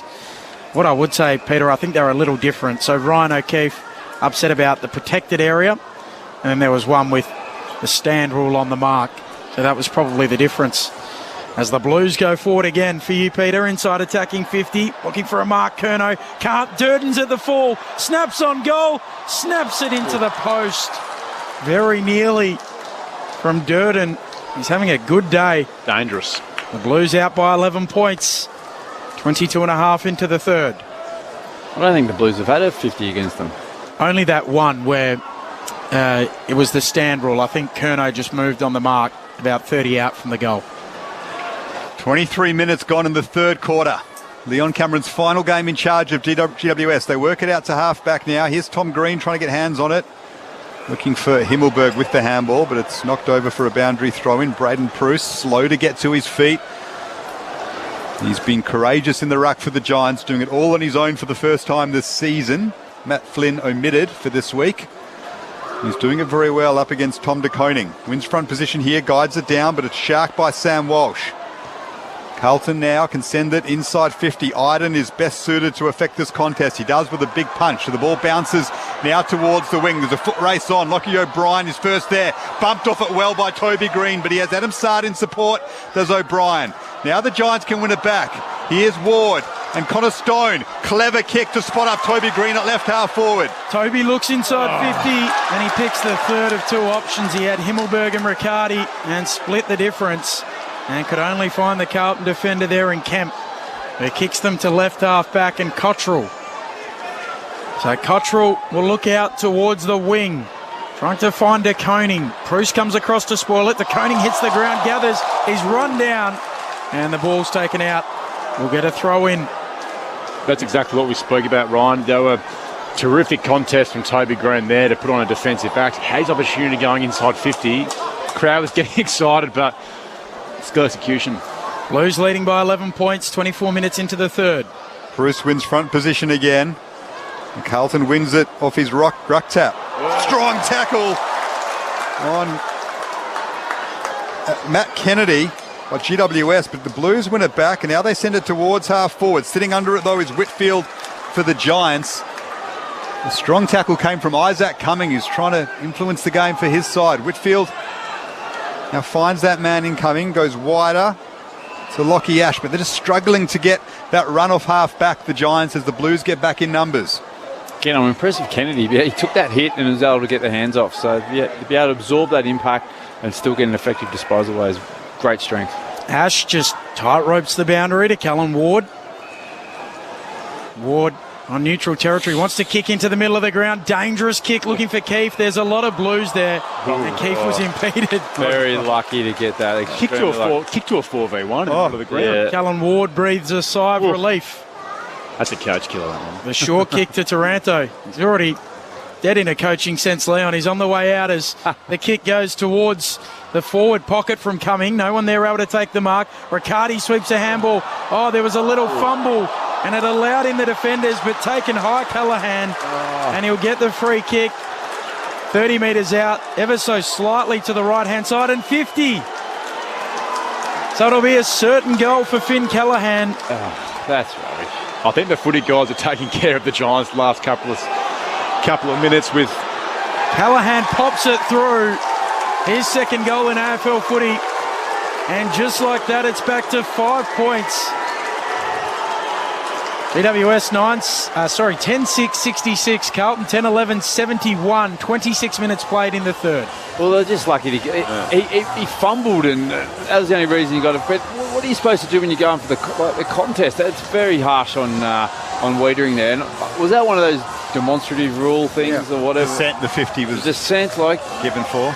I'm not a spiritual man, Ryan, but I reckon someone upstairs is taking care of the Giants last few minutes with the pretty ordinary kick going inside 50 to a 4v1 to Keefe, and then, a fumble into a high, into a descent, 50-metre penalty goal. So, there's got to be room for conversation out there. You're not abusing anyone in the area, but you got to go,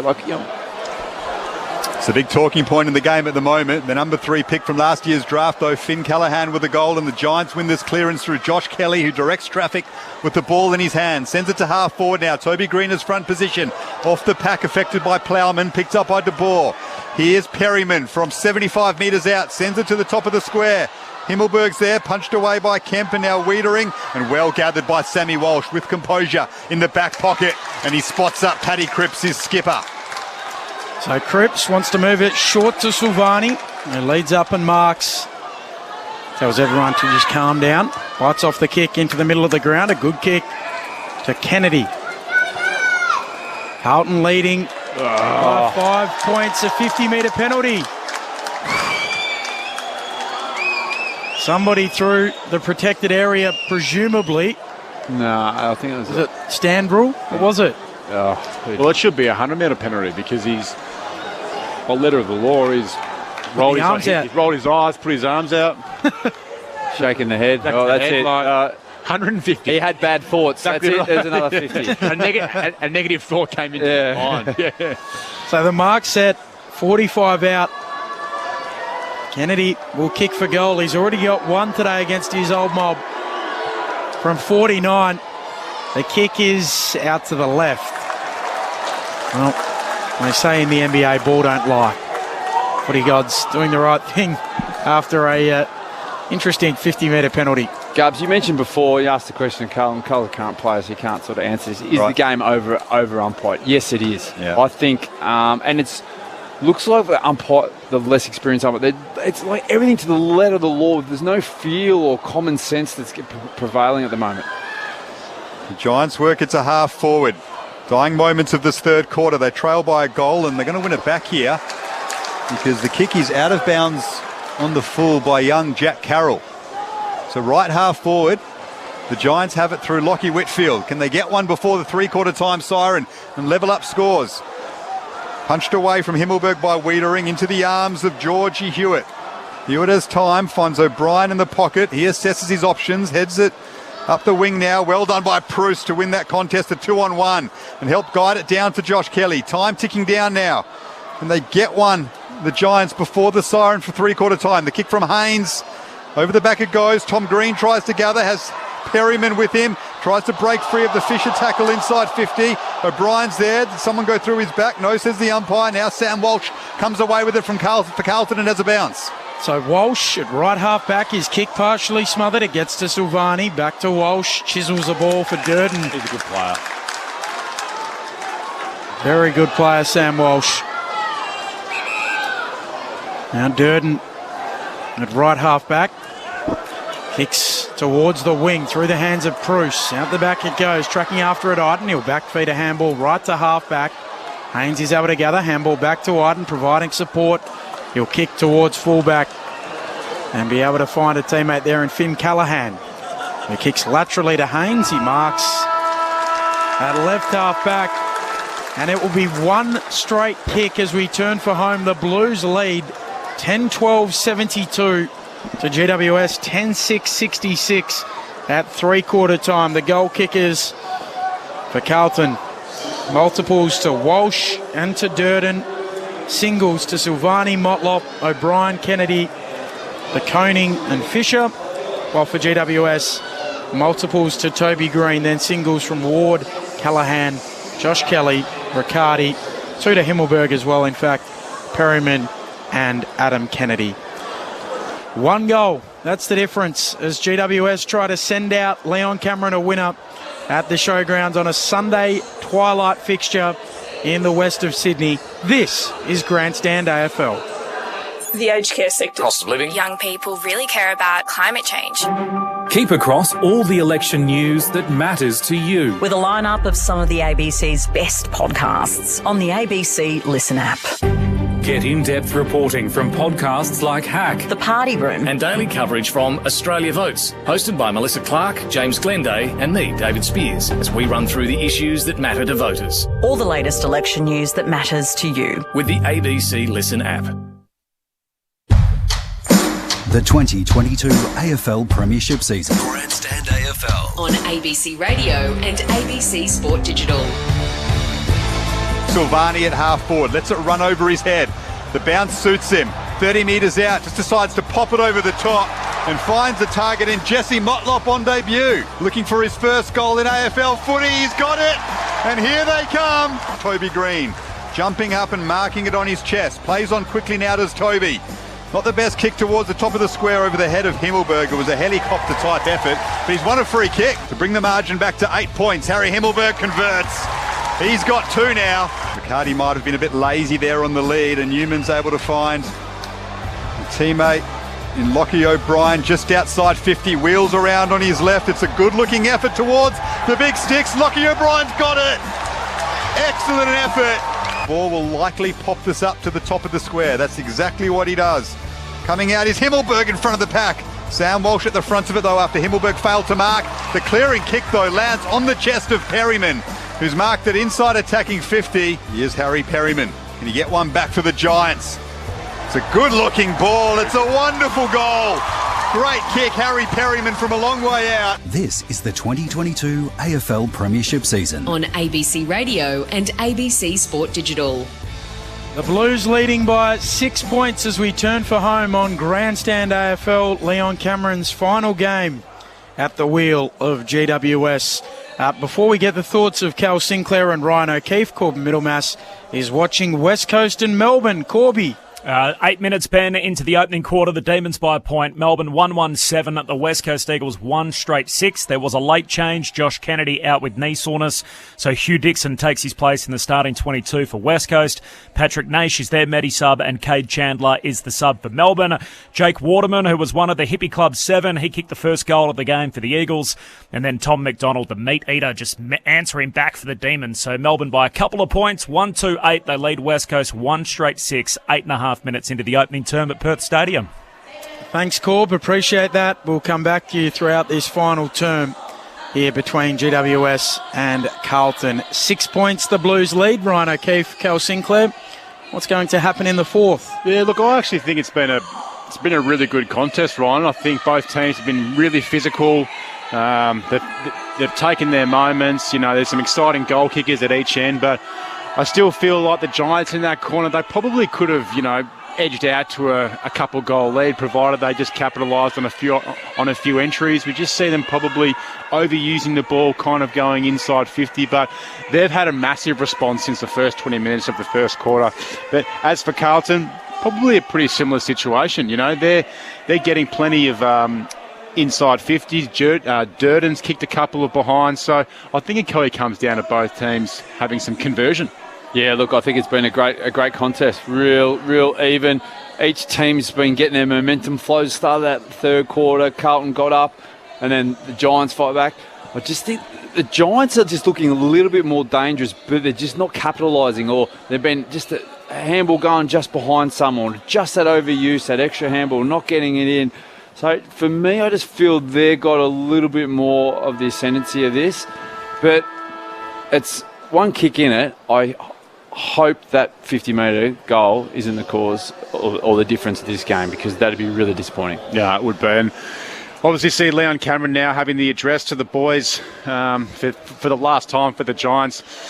If you were the coach of right now, unfortunately he's finishing up after today, what would your message be to him?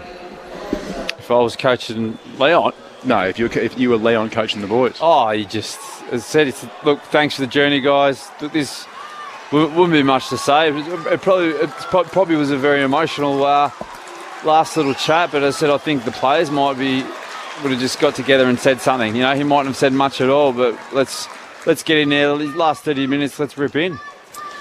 One thing I will miss, and I mean this in the nicest possible way and in good spirit, is watching Leon Cameron waddle off the ground when he runs off. It is an awkward-looking... That's long career in football. That's an old school. Got no cartilage in the knees. Yeah, bow-legged run. I played in the 80s and 90s knees. Those sort of things. It looks uncomfortable, poor Leon, after a long career. And I did hear Dave Matthews, not with us, but I think I heard him during the week say that Leon Cameron entered the VFL at 16 and he's been in football since. So this might be it for his ride in football. I'm sure he won't be lost totally to the game. But the final quarter is underway on Grandstand AFL. Bruce wins the tap down. The Blues leading by 6 points as we get started. GWS out of the middle. Green gives it off to Cumming. Thumps it to full forward. Back there, Wiedering, the ever-reliable. Wiedering marks at fullback for the Blues. He wants to send it to the eastern wing, and Kennedy's on a lead. He marks just inside the field of play. For the opening 24 seconds of this final term, Kennedy comes inboard. Mark taken there by Nick Newman, who chips it short to Cottrell, the Medi sub. If you missed it earlier, Zach Williams subbed out of the game with a seeming Achilles injury. Cottrell goes laterally back out towards Kennedy. He'll kick long around this wing towards a contest. Bruce. The big man goes up and does well to take the mark at left half back for the Giants. The Blues by 6 points as they were at three-quarter time. Here a couple of chances of Bruce to go around Giants Stadium, and he finds Tim Taranto at left half forward for the Giants. So they trail by a goal, early stages of the final quarter here. Taranto's kick is a shocker, but it might favour a teammate. Through the hands of Cornelio. Strong tackle. He's placed there in defensive 50 by the Blues. They'll have a ball up. It was Toby Green who was held. Chance for the Giants to win it in attack. Here's Matt Kennedy, puts his head over it first. Himmelberg and Taranto wrap him up. We'll have another ball up. It was a strong tackle by De Koning. He's trying to do some dirty work in the ruck now, and Jacob Wiedering gets involved, and he puts his hands to the neck area of Harry Himmelberg after he was a bit too forceful on Matt Kennedy. So it's getting a little bit intense out there at the moment. The Blues can release from defensive 50, leading by a goal, early stages of the last term. Newman feeds off a handball away to Sard, who kicks up the middle. Walsh, it was perfectly weighted for Walsh, who didn't break stride and had to reach to mark it. Gives it off by hand towards Hewitt, who chips short. Silvani drags in the mark, 49.5 metres out directly in front. Going back as if he's going to have a shot here. He'll have to kick it. 55. Jack Silvani kicked a wonderful check side earlier in the game. Slithered free of a tackle and was able to snap it home. Short approach from just beyond the arc. A long kick. It won't quite make the distance. Curnow! Up he goes and he brings it down. That's a great mark. Unbelievable mark, isn't it? Yeah. He had the run and jump the whole way. And he's marked 7 metres out, just to the left of the goal square. He's got some hops, hasn't he? Arcs around, bends it home. The Blues with the first of the fourth. And they're out by 2 goals, 3 minutes into the final term on Grandstand AFL. Ryan O'Keefe, Cal Sinclair. Well, he's a class player, isn't he? That's what he can do. And that's, as we keep speaking, that's the value of a key forward. They can do those big moments. But what the disappointing thing from that is the Giants gave away a silly free kick when they had a forward 50 stoppage, and all it did was release the pressure, and Carlton were good enough to go attack quickly, go through the middle, hit Walsh. Great running from Georgie Hewitt to be able to get into Savani, and then obviously finish with a terrific contested mark by particularly great seeing Curnow, particularly the last couple of years, having some significant knee injuries, and doesn't seem like his knees are causing too much trouble with the hops we just saw. It was a absolute terrific mark. Gripping duel with Sam Taylor. Taylor had kept him goalless until then. Curnow with his first of the game, 26 for the season now, and the Blues win the clearance off the bounce. Here's Cottrell on the wing after getting it from Cripps. Just pops it up inside 50. Haynes is there, missed the spoil. Now Taylor gathered it well, falling over, got the handball away. Lockie Keefe tries to poke it away from defensive 50. Picked up by Fisher though, and wrapped up by Tom Green. We'll have a ball up 48 metres out from Carlton's goal. They lead by 12 points. De Koning palms it down to Matt Kennedy, slapped by Cottrell inside 50. Owies is there, Haynes is with him though. And Haynes has won the free kick. Not sure what the decision was for, perhaps held without it against Owies. No, it was that below the knee. Below the knees, yep. So Haynes with the relieving effort up to the wing. Haynes kicks a high ball. Bruce in front of the pack. He can't take the mark. Coming through Hewitt. Wins it back for the Blues. Gives off the handball. A little kick towards Owies from Durden. There's a free kick. No advantage paid. Now the Blues onto the footy. A short kick to the pocket. There's a good one from Kennedy to Curnow. And he marks in the right forward pocket. Will arc around on the left this time and find the major opening. Curnow's got a couple, the last two of the match. And the Blues are out by 18 points. 12-12-84 plays 10-6-66. 5.5 into the fourth. Can GWS come again?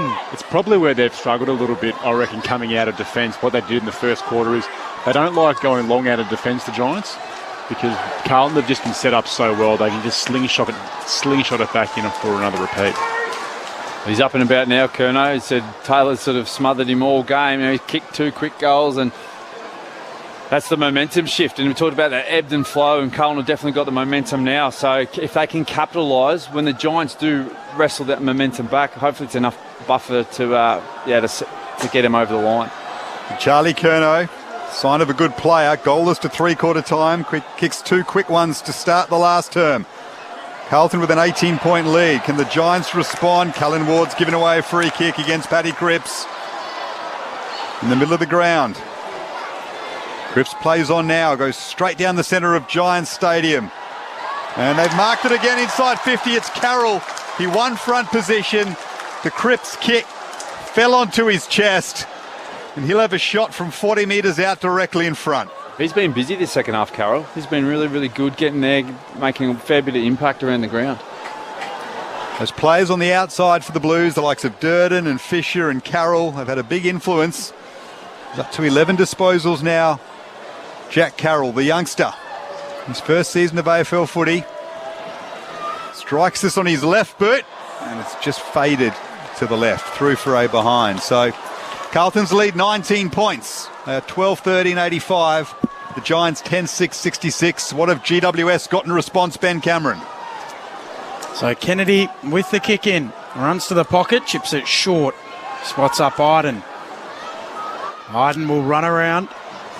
He'll kick around the boundary, trying to find a target there in Perryman. Out of play. And we'll get a throw in. They've got to take the game on, Giants. Carlton now have got their defensive structure set up.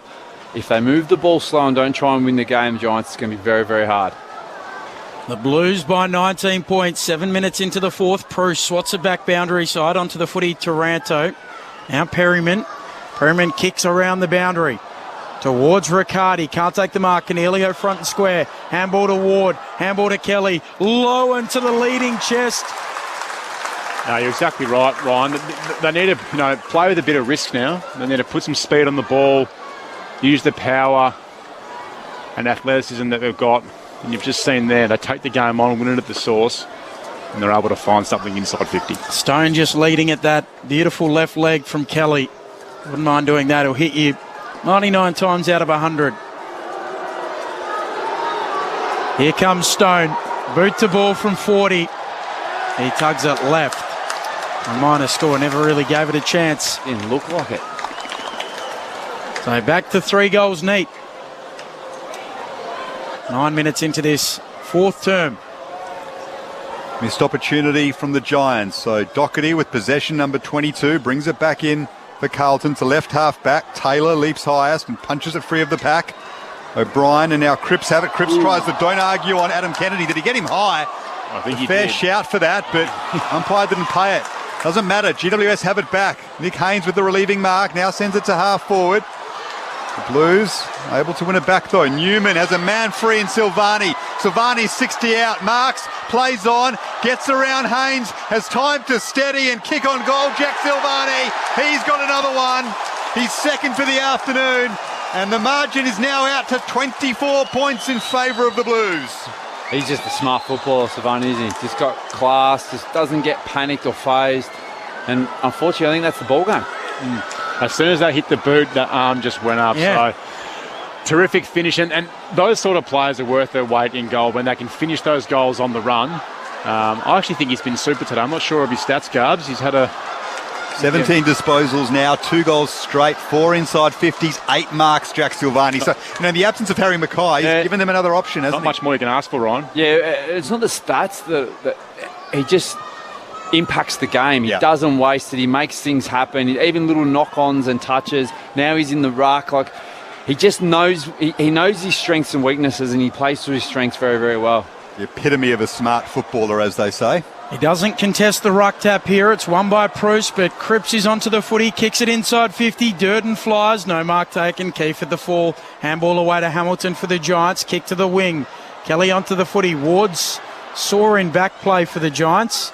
Elbow. Kelly on the wing goes back to Hamilton, who kicks towards the logo. Mark not taken by Whitfield.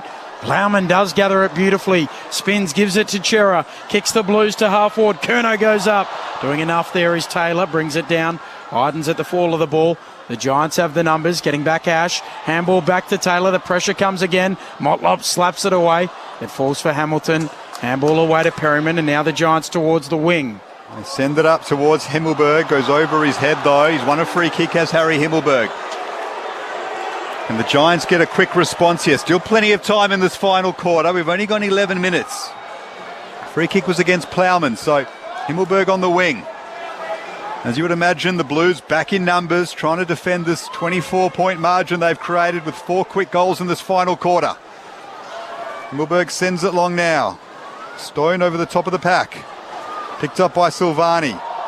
Almost caught in possession there, is able to regather. Now Whitfield, he's well tackled by Doherty and pulled over the boundary line, so we'll have a throw in just outside attacking 50 for the Giants. They need a quick response here. Very quickly, Corbin Middlemass, West Coast and Melbourne. Time on first quarter, Ben. Demons by 27 points. West Coast kicked the first goal. The D's have kicked the next 5, including 2 to Keziah Pickett. D's by 27, time on in the first. Could get ugly there on the wing. Trying to slip a tackle. Perryman, he's taken high. Perryman to get the free kick. The Giants need to get going here. 12 minutes into the fourth. The Blues by 4 goals. Iden kicks across the centre circles to Kennedy. He'll draw the man. Send the handball to Keefe. He looks inside 50. Nothing he likes, so he sets it up towards full forward. Big fist comes from Nunes. Loose footy. Perryman trying to get onto it. Does. Handball away under pressure. Now Riccardi to Kelly from deep in the pocket. Can just get a kick away. Tumbles it. Ward sidesteps. Snaps. Finishes. No. He misses to the left-hand side. A minor score. A behind. So inside 4 goals, 23 points the Blues advantage, 13 travelled in the fourth. Josh Kelly up to 33 disposals. Next best on the ground, George Hewitt with 26. As Doherty brings her back in for the Blues. Looks for Curnow in a long lead. Does well to control this and outgather it. Hemmed up against the boundary line. Taylor, though, his opponent, wins it back and sends the Giants inside 50. But back there is Doherty, who's made a couple of mistakes down back, but has also been able to complete some defence-saving marks, up to 24 possessions now. His kick up to the wing. Curnow's there. Could have marked that. He was unopposed. Chose to punch. That allowed Adam Kennedy to sweep for the Giants and send them back into attack. Himmelberg tried the leap. And that allowed Wiedering, as Himmelberg jumped over him, to just hold his ground and mark defensively and kick out to Matt Kennedy for Carlton. Just a reminder, we'll send you to that game, West Coast and Melbourne, at the conclusion of this fixture. Kennedy will kick towards Cripps on the wing. Might have been impeded. Brings it to ground nevertheless. Cripps down to Fisher, who gives it off to O'Brien. Out of bounds on the full with that kick. So GWS to get it back. 23 points the difference. 14 minutes into the fourth. Can GWS send out Leon Cameron a winner? They need to get going soon if they are to. Kick from Whitfield, a weighted ball, and can only find Kennedy. He marks for the Blues. 13-13, 91 plays 10-8, 68. 14 minutes and change into the fourth. 23 points the margin for Carlton. That kick is over the head of Cripps, who extended his arms to try and mark it. Couldn't do so, so the Giants win it back. Here's Lockie Ash on the wing. Centres it now for Lockie Keefe. He's got men free on the outside if he can play on quickly. He's only looking down the corridor, though, trying to peg back this 23-point margin in favour of Carlton. He has found an option in Finn Callaghan, the youngster, the number 3 draft pick from last year. Long ball to the top of the square. Riccardi, big leap, marks it. Overhead, both arms outstretched. And Jake Riccardi will have a shot on goal from 20 metres out directly in front. When he runs and launches at the ball, he's really good in the air, Riccardi. He's a prospect up forward, that's for sure. Lovely kick from Finn Callahan to find him. So Jake Riccardi with the 1 goal today. If the Giants are any chance of pegging back this margin, he needs to convert this. And he's managed to do so. Jake Riccardi's got 2 for the afternoon. Margin back to 17 points, inside 3 goals. Carlton 13-13-91. The Giants 11-8-74. We've gone 15 and a half minutes in the final term. They've got to go for broke now, the Giants. They can't really muck around. They've got to really just attack it. Riccardi should have the licence to fly for absolutely everything up there. So if they don't hit this scoreboard proficiently in the next few minutes, I think time will run out on them. Exactly right. The next goal is crucial. So I just still think that, completely agree with you, Ryan, they need to start taking risks. They need to try and come through the corridor. We've seen them that they've had opportunities to do it, but they probably just haven't executed as best as they would have liked. They're back in the middle. The umpire puts it up. Bruce hooks it down towards Tom Green. Cripps bear hugs him, tackles him to the deck. We'll go again in the middle. 17 points. Cripps snaps it towards half forward. No mark taken. GWS at the fall of the ball. Iden paddles it on. Trying to find some support there from Cornelio. He's tackled quickly. And we'll get a ball up at centre half forward for the Blues. Carlton chasing a 7th win of the season. Trying to move to 7-2. De Koning down to Chera. Now eventually it comes out. Kennedy, nutmeg that goes through his legs. Shovelled out to Walsh, who snaps across his body. Mark taken by Perryman. Might not have gone the 15, so Kennedy handballs it away to Hamilton. And then to Taylor. Kick smothered. Ricochets away. Now the Blues might be in, although it's fumbled out there by Carroll. That's what we're talking about. The ball, free kick. That's what we're talking about, Ryan, is that they needed to actually energise the ball and be smart, but just execution with their hands just cost them. They had the right idea. Well done by Sam Taylor after his kick was smothered to win it back, but they turned it over here. Newman snaps it inside 50. Taylor's there. Well done. Good mark.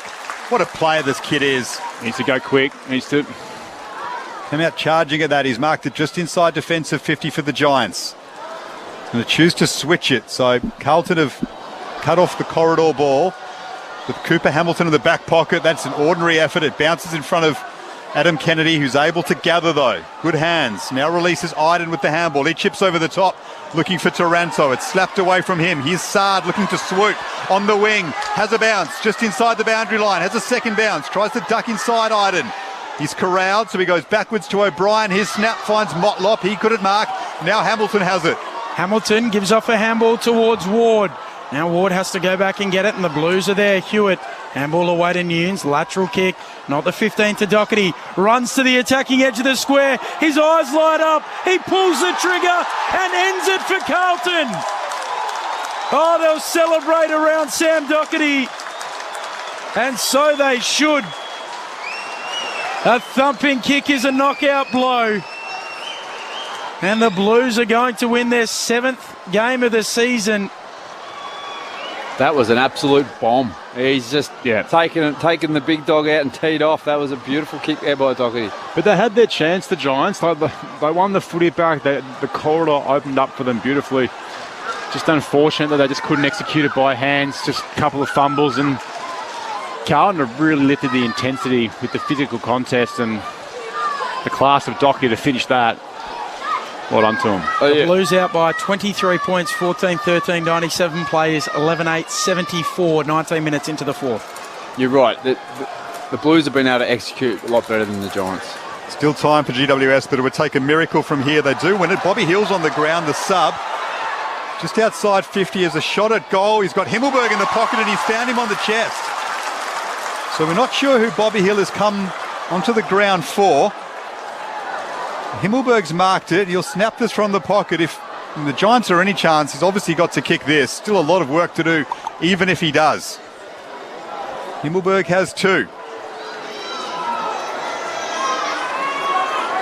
8 metres out, up on the boundary line, runs around now on his left, and he's missed it. Well, Carlton fans would have loved seeing that. They'll breathe a sigh of relief. They're in a strong position anyway. And Harry Himmelberg needed to convert that. So the Blues 14-13-97, GWS 11-9-75. Down to Emma Simpkin on the boundary. Any news on the Bobby Hill sub? I think Connor Stone was getting some treatment, Garbs, and so I think that's the player who's come off the field for Bobby Hill. Saad goes long towards the wing for the Blues. Nobody able to mark. Loose footy on the ground. Fisher spinning, twisting in tight confines, eventually loses it. Umpire lets them play and eventually it's out of play. We'll get a throw in. Very quickly, Corbin Middlemass, West Coast and Melbourne. Yeah, quarter time, Ben. The D's by 35 points. The Eagles kicked the first goal inside the first 3 minutes. The D's have kicked the last 6. We'll take you to that game at the conclusion of this one. Clint Wilden, Dave Lindsay, Sherrod Wellingham and Carl Antonio to bring you the action. From the throw in, it goes over the back. Nobody able to gather it cleanly as yet. De Koning just soccers it forward. Fisher comes up, slices through them and feeds a handball to O'Brien for the Blues. Kicks forward to the wing, good kick. Curnow leads up and marks. The Blues leading by 22 points rather. 22 minutes into this final term. Charlie Curnow goes long. He's having a big final quarter to the top of the square. Dropping back there is Ward and Whitfield and Perryman. Whitfield and Ward, in fact, wins a free kick against Cottrell right in front of his own goal line. So 22 points the margin in favour of the Blues. Time ticking down in this final quarter. 22 minutes have gone. Here's Ward, thumping it as long as he can, launching Riccardi, unable to bring down the mark. Now going after it, Kennedy, handball to Curnow, handball to Walsh, back to Newman, and that left leg chips it forward, and he's able to find Kemp. So Brody Kemp, about 80 from home for the Blues. Backpedaling a long way off the mark. Now chip it short. O'Brien marks just beyond the attacking arc for the Blues. They've just shown a little bit more poise and class in the second half. Carlton about to execute and hit targets. They lead by 22 points. Kemp sets it up towards full forward, looking for a marker. Taylor's there. The ever reliable Taylor for the Giants. Fists it through 21 points. The Blues lead. They're going to record their 7th win of the season. 22 and a half gone, 4th term. Isaac Cumming goes straight down the middle of Giant Stadium, but he'll turn it over. Wiedering was there waiting for it. He didn't mark it, but he palmed it down to Hewitt. Now Kemp and Saad. Saad with a handball into a dangerous area for Nunes. Walsh over the top. Carlton doing as they like now. Matt Kennedy is wrapped up by Isaac Cumming. Spills free though. Here's Cottrell. Now Nunes, sorry, it was Carroll. And now Walsh is able to get the kick away into the pocket. He's won a free kick though, has Sam Walsh. He'll kick from just outside 50 on a slight angle. Carlton lead by 23 points. Time ticking down, and the curtain is coming down on the Leon Cameron era at GWS with a defeat. It perhaps sums up their season, as disappointing as can be. Mark McVeigh will take over for the rest of the campaign and try and pick up this group of players, but looms as a stirring victory for Michael Voss and his side. It is a great win on the road up here against, arguably it would have been a fired up Giants and an emotional week, and to come up to Sydney and have a pretty comfortable win, it's a really big tick. Sam Walsh has had a big influence again. Here's his 28th disposal, looking for his 3rd goal. He won't manage that. It's across the face. It'll be a behind, but Carlton extend their lead. They are 14-15-99, GWS 11-9-75. 4 goals the margin, and we have less than 4 minutes to play. Short kick in from Kennedy. Finds Kelly, gives it back to Kennedy. Kennedy towards the logo now for the Giants. Plowman drops the mark at the fall of the ball. Hewitt to Walsh to Cripps. Big Donaghy, then turns it over with a handball. Kelly to Green. His kick partially smothered by Plowman. Loose footy and Walsh is onto it. Goes with a handball to Silvani. Sweeps the handball for the Blues towards the wing. Doherty chips it short to O'Brien. Inside or alongside the interchange gates. The Blues leading by 4 goals. Almost 25 minutes travelled, 4th term. He goes back to Doherty. He's had a good game, Lockie O'Brien. 21 disposals, kicked a goal. I mean, he's one of those players, along with Dow, that was heavily criticised by Blues fans. Top 10 draft pick, couldn't break into the team. Starting to have an influence now on the wing as Newman goes up to half forward, over the head of Lockie Keefe. Now O'Brien, the man I speak of, and that's a chiselling ball looking for Curnow. Taylor watches him all the way and affects the spoil. Perryman's back there. Zach Fisher's with him. Good tackle by Fisher. Perryman's caught holding the ball. Zach Fisher will have a kick from 25 metres out directly in front. Great tackle.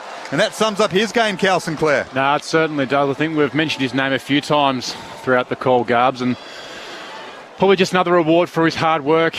This is his bread and butter. Terrific foot skills, but that's what you want from a small forward. Constant pressure, tackles, really making life difficult, and he's done it all today. It's a credit to the young Blues there to be able to keep fighting. The game's in the bag, but to keep putting pressure, keep going to and not taking the foot off the pedal. Hands on hips, hands on heads for the Giants players. They know they've let down their fans on a big day for the club. And what a win this will be for the Blues, and Zach Fisher can put an exclamation mark on it. He's got 2 goals, margin out to 30 points. They've really put the foot down, the Blues, this last quarter, and came out with a fair bit of intent. I think that's probably one thing that you've said, Ryan, is that you just mentioned before, is just their physicality. It's been a real trademark of their game this year, and I think they should be really proud of their efforts today. Yeah, definitely. You can see it's a Carlton team that, when the Giants came at them, they were able to absorb the pressure and push back and got into an arm wrestle and be able to fight through and then get ascendancy and capitalise on it. They've just been cleaner. I think both teams have battled really, really hard, but Carlton just seemed to be able to execute just the method a lot better. Contested possessions, Carlton 162, GWS 128, and the leaders there, Walsh 14, Hewitt 16, Cripps 13. Their inside mids put in a very big performance. Bruce wins the tap down in the middle. Nothing happening as yet. So we'll go again. Secondary ball up in the middle. Few fans starting to turn and head for the exits. Making an early escape. Bruce swats it away, but straight there to Doherty. Tackled high. So Doherty to get the free kick. Will kick laterally and slightly defensively to Wiedering, who marks. Wiedering pretty content to go slow. The game in Carlton's keeping. They lead by 5 goals. 27.5 minutes into the 4th. But the Blues, as we've said, are going to win for a 7th time this season. The kick up to half forward. Bruce is there. Matt Kennedy got in his back and he's hurt. He got the leg into Bruce's back, but somehow he's landed awkwardly and he's hurt himself as the Blues midfielder. Here's Lockie Ash, handball over the top, looking for Cornelio. He's been quiet today. Handball inboard to Taranto. He also hasn't had much of it by his standards. The Bluesmen are back on half-back like they have done all afternoon. Now they kick inside 50, looking for Curnow, and he's got it in front of Taylor. He's taken the mark at centre half forward, 50 metres out. It was a sharp kick from Durden towards him, and he took the mark strongly under pressure from Sammy Taylor. Sorry, Ryan. Just want to applaud the work rate of Sam Walsh there. 31 disposals, 2 goals, 4 clearances. But at this stage of the game, the 28-minute mark, to work so hard defensively, to chase, put enough pressure on those Giants players. A real credit for his game today. I thought he's been outstanding. Charlie Curnow from 52 metres, looking for his 3rd goal of the quarter. He's pulled it a long way across the face, and it's out of bounds on the full, in fact, as he tried to give that a lot of distance. But he won't be too bothered because his Blues lead by 30 points, dying seconds here at Giant Stadium. And the Blues are going to move back into the 4 as Perryman will kick long to the wing. The Blues win for the first time at Giant Stadium. They move back into the 4, and the Leon Cameron era at the Giants is over. It finishes with a loss. The Blues by 30 points over GWS.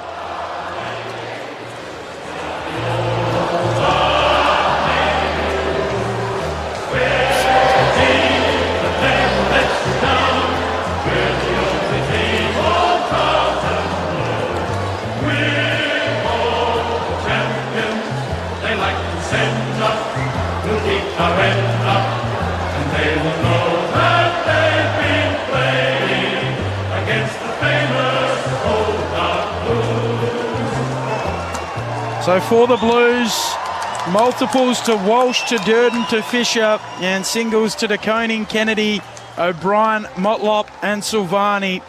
They led by 12 points at quarter time. At the half, it was all square. They led by 6 points at the final change, and in the end, they were able to win by 5 goals neat. As we get the all clear from the umpires, 15-15, 105, plays 11-9, 75. We are the Navy Blues.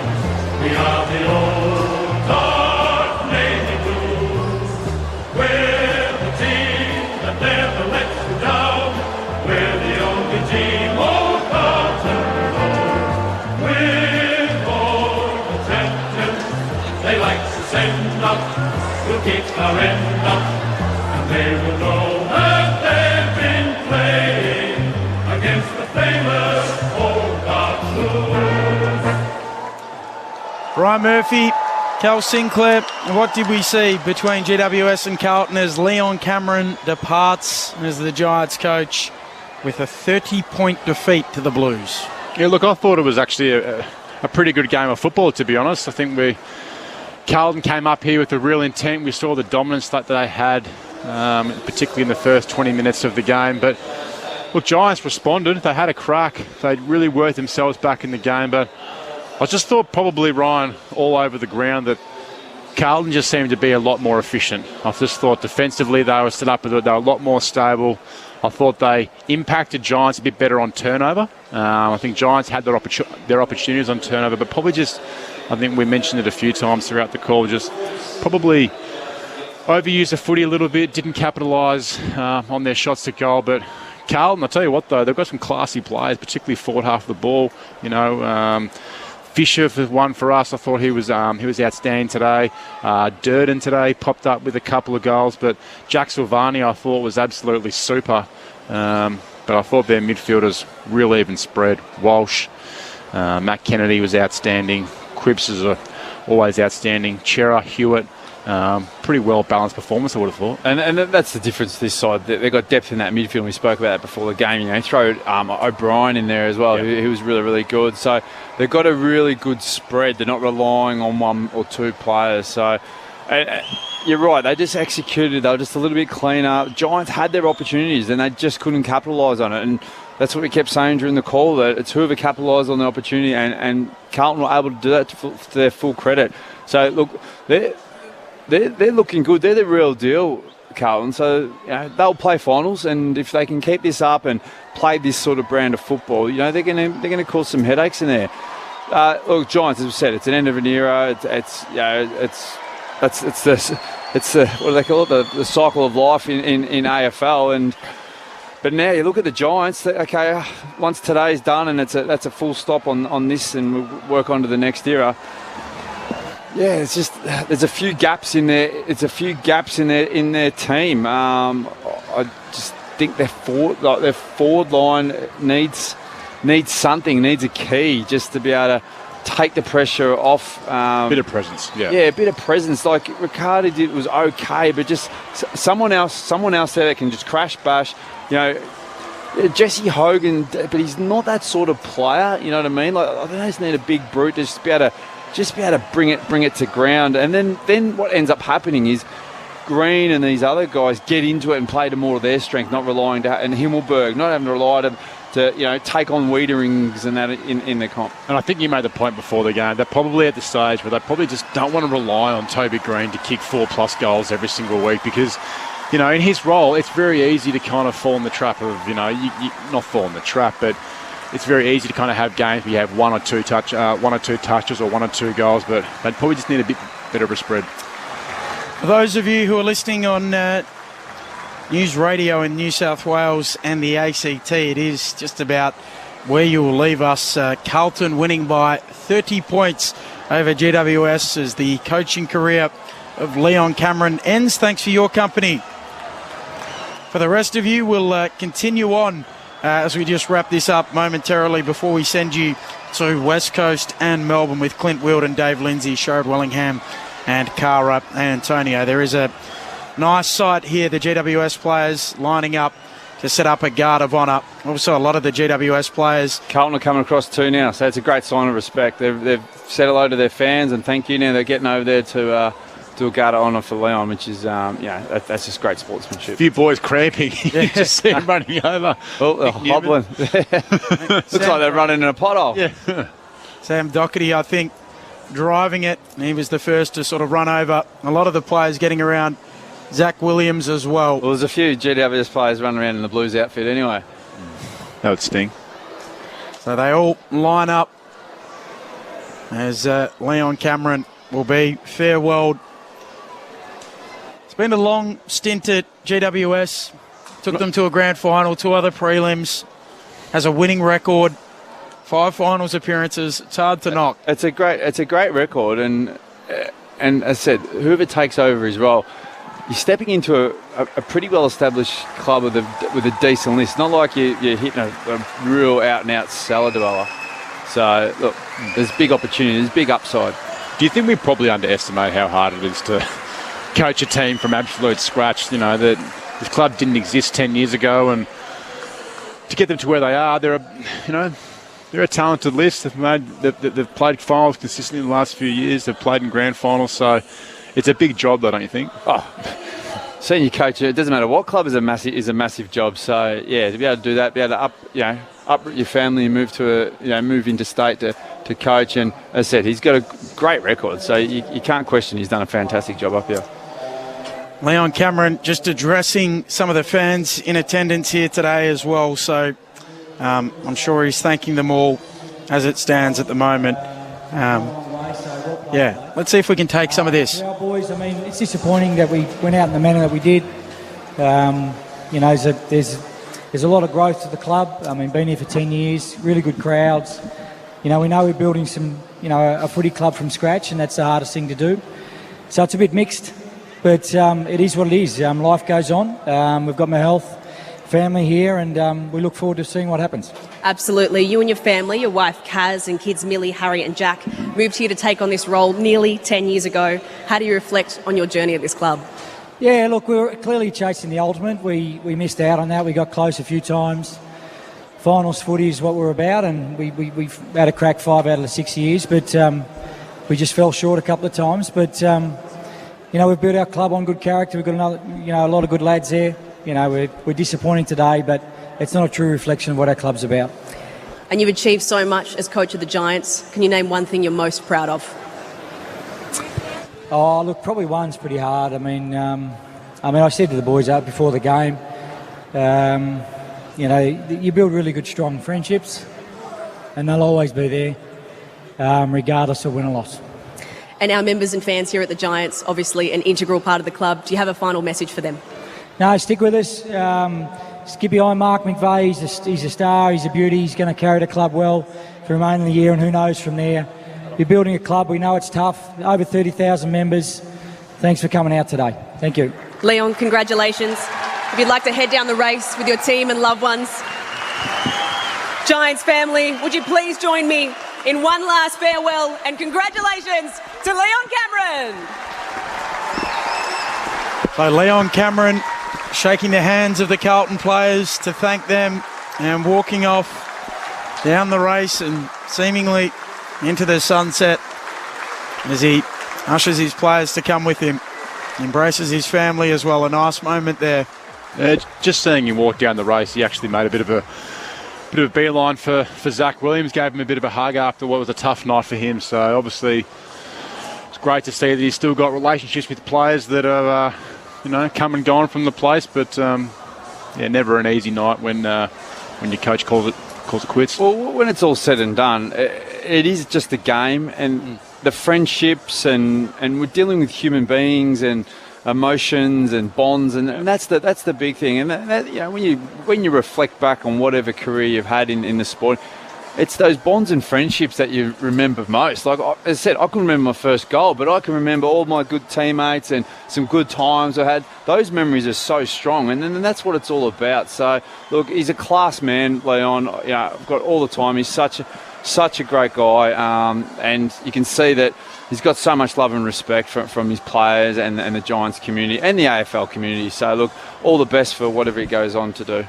from a Swans perspective, I say this on behalf of the boys. We spent a fair bit of time with the Giants players in the hubs the last couple of seasons, and whenever you saw him in the hallway or whenever you saw him in the elevator, which people would think would be quite awkward, he always made an opportunity to ask how you were going. He knew everyone by their name. Absolute class of a gentleman. Let's see if we can go down into the rooms with Emma Simpkin as the Blues enter and get ready to sing the song.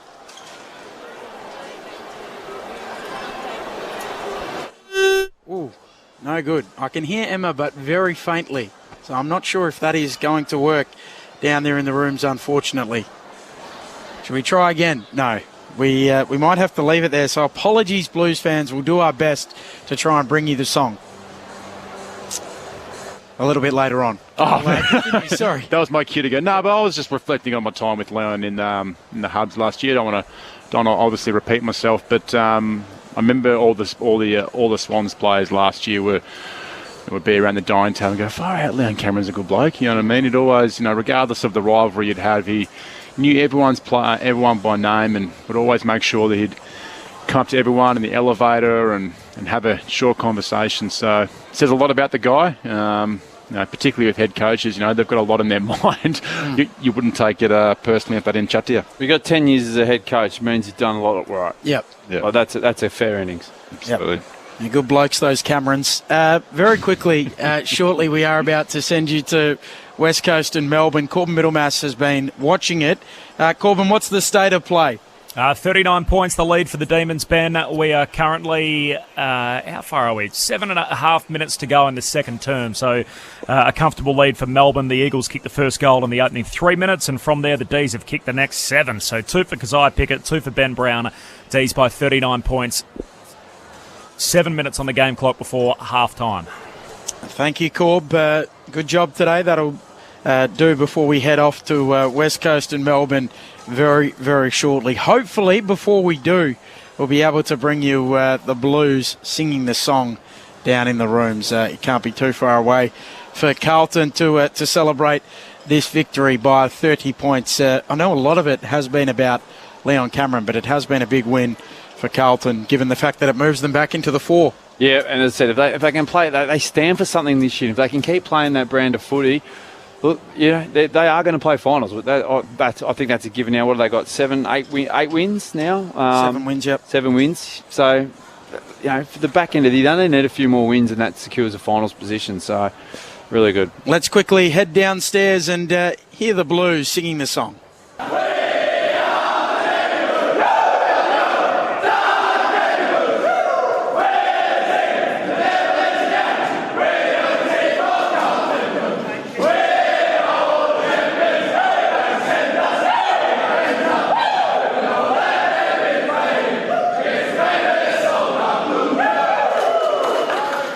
Famous old Dark Blues. They've won their 7th game of the season. That's all we've got time for. Ryan O'Keefe, thanks for your company over the weekend. Cal Sinclair, same to you. Big thank you to Daniel Garb, to Emma Simpkin on the boundary, to Joel Artek, to Craig back in the studio. The absolute best in the business.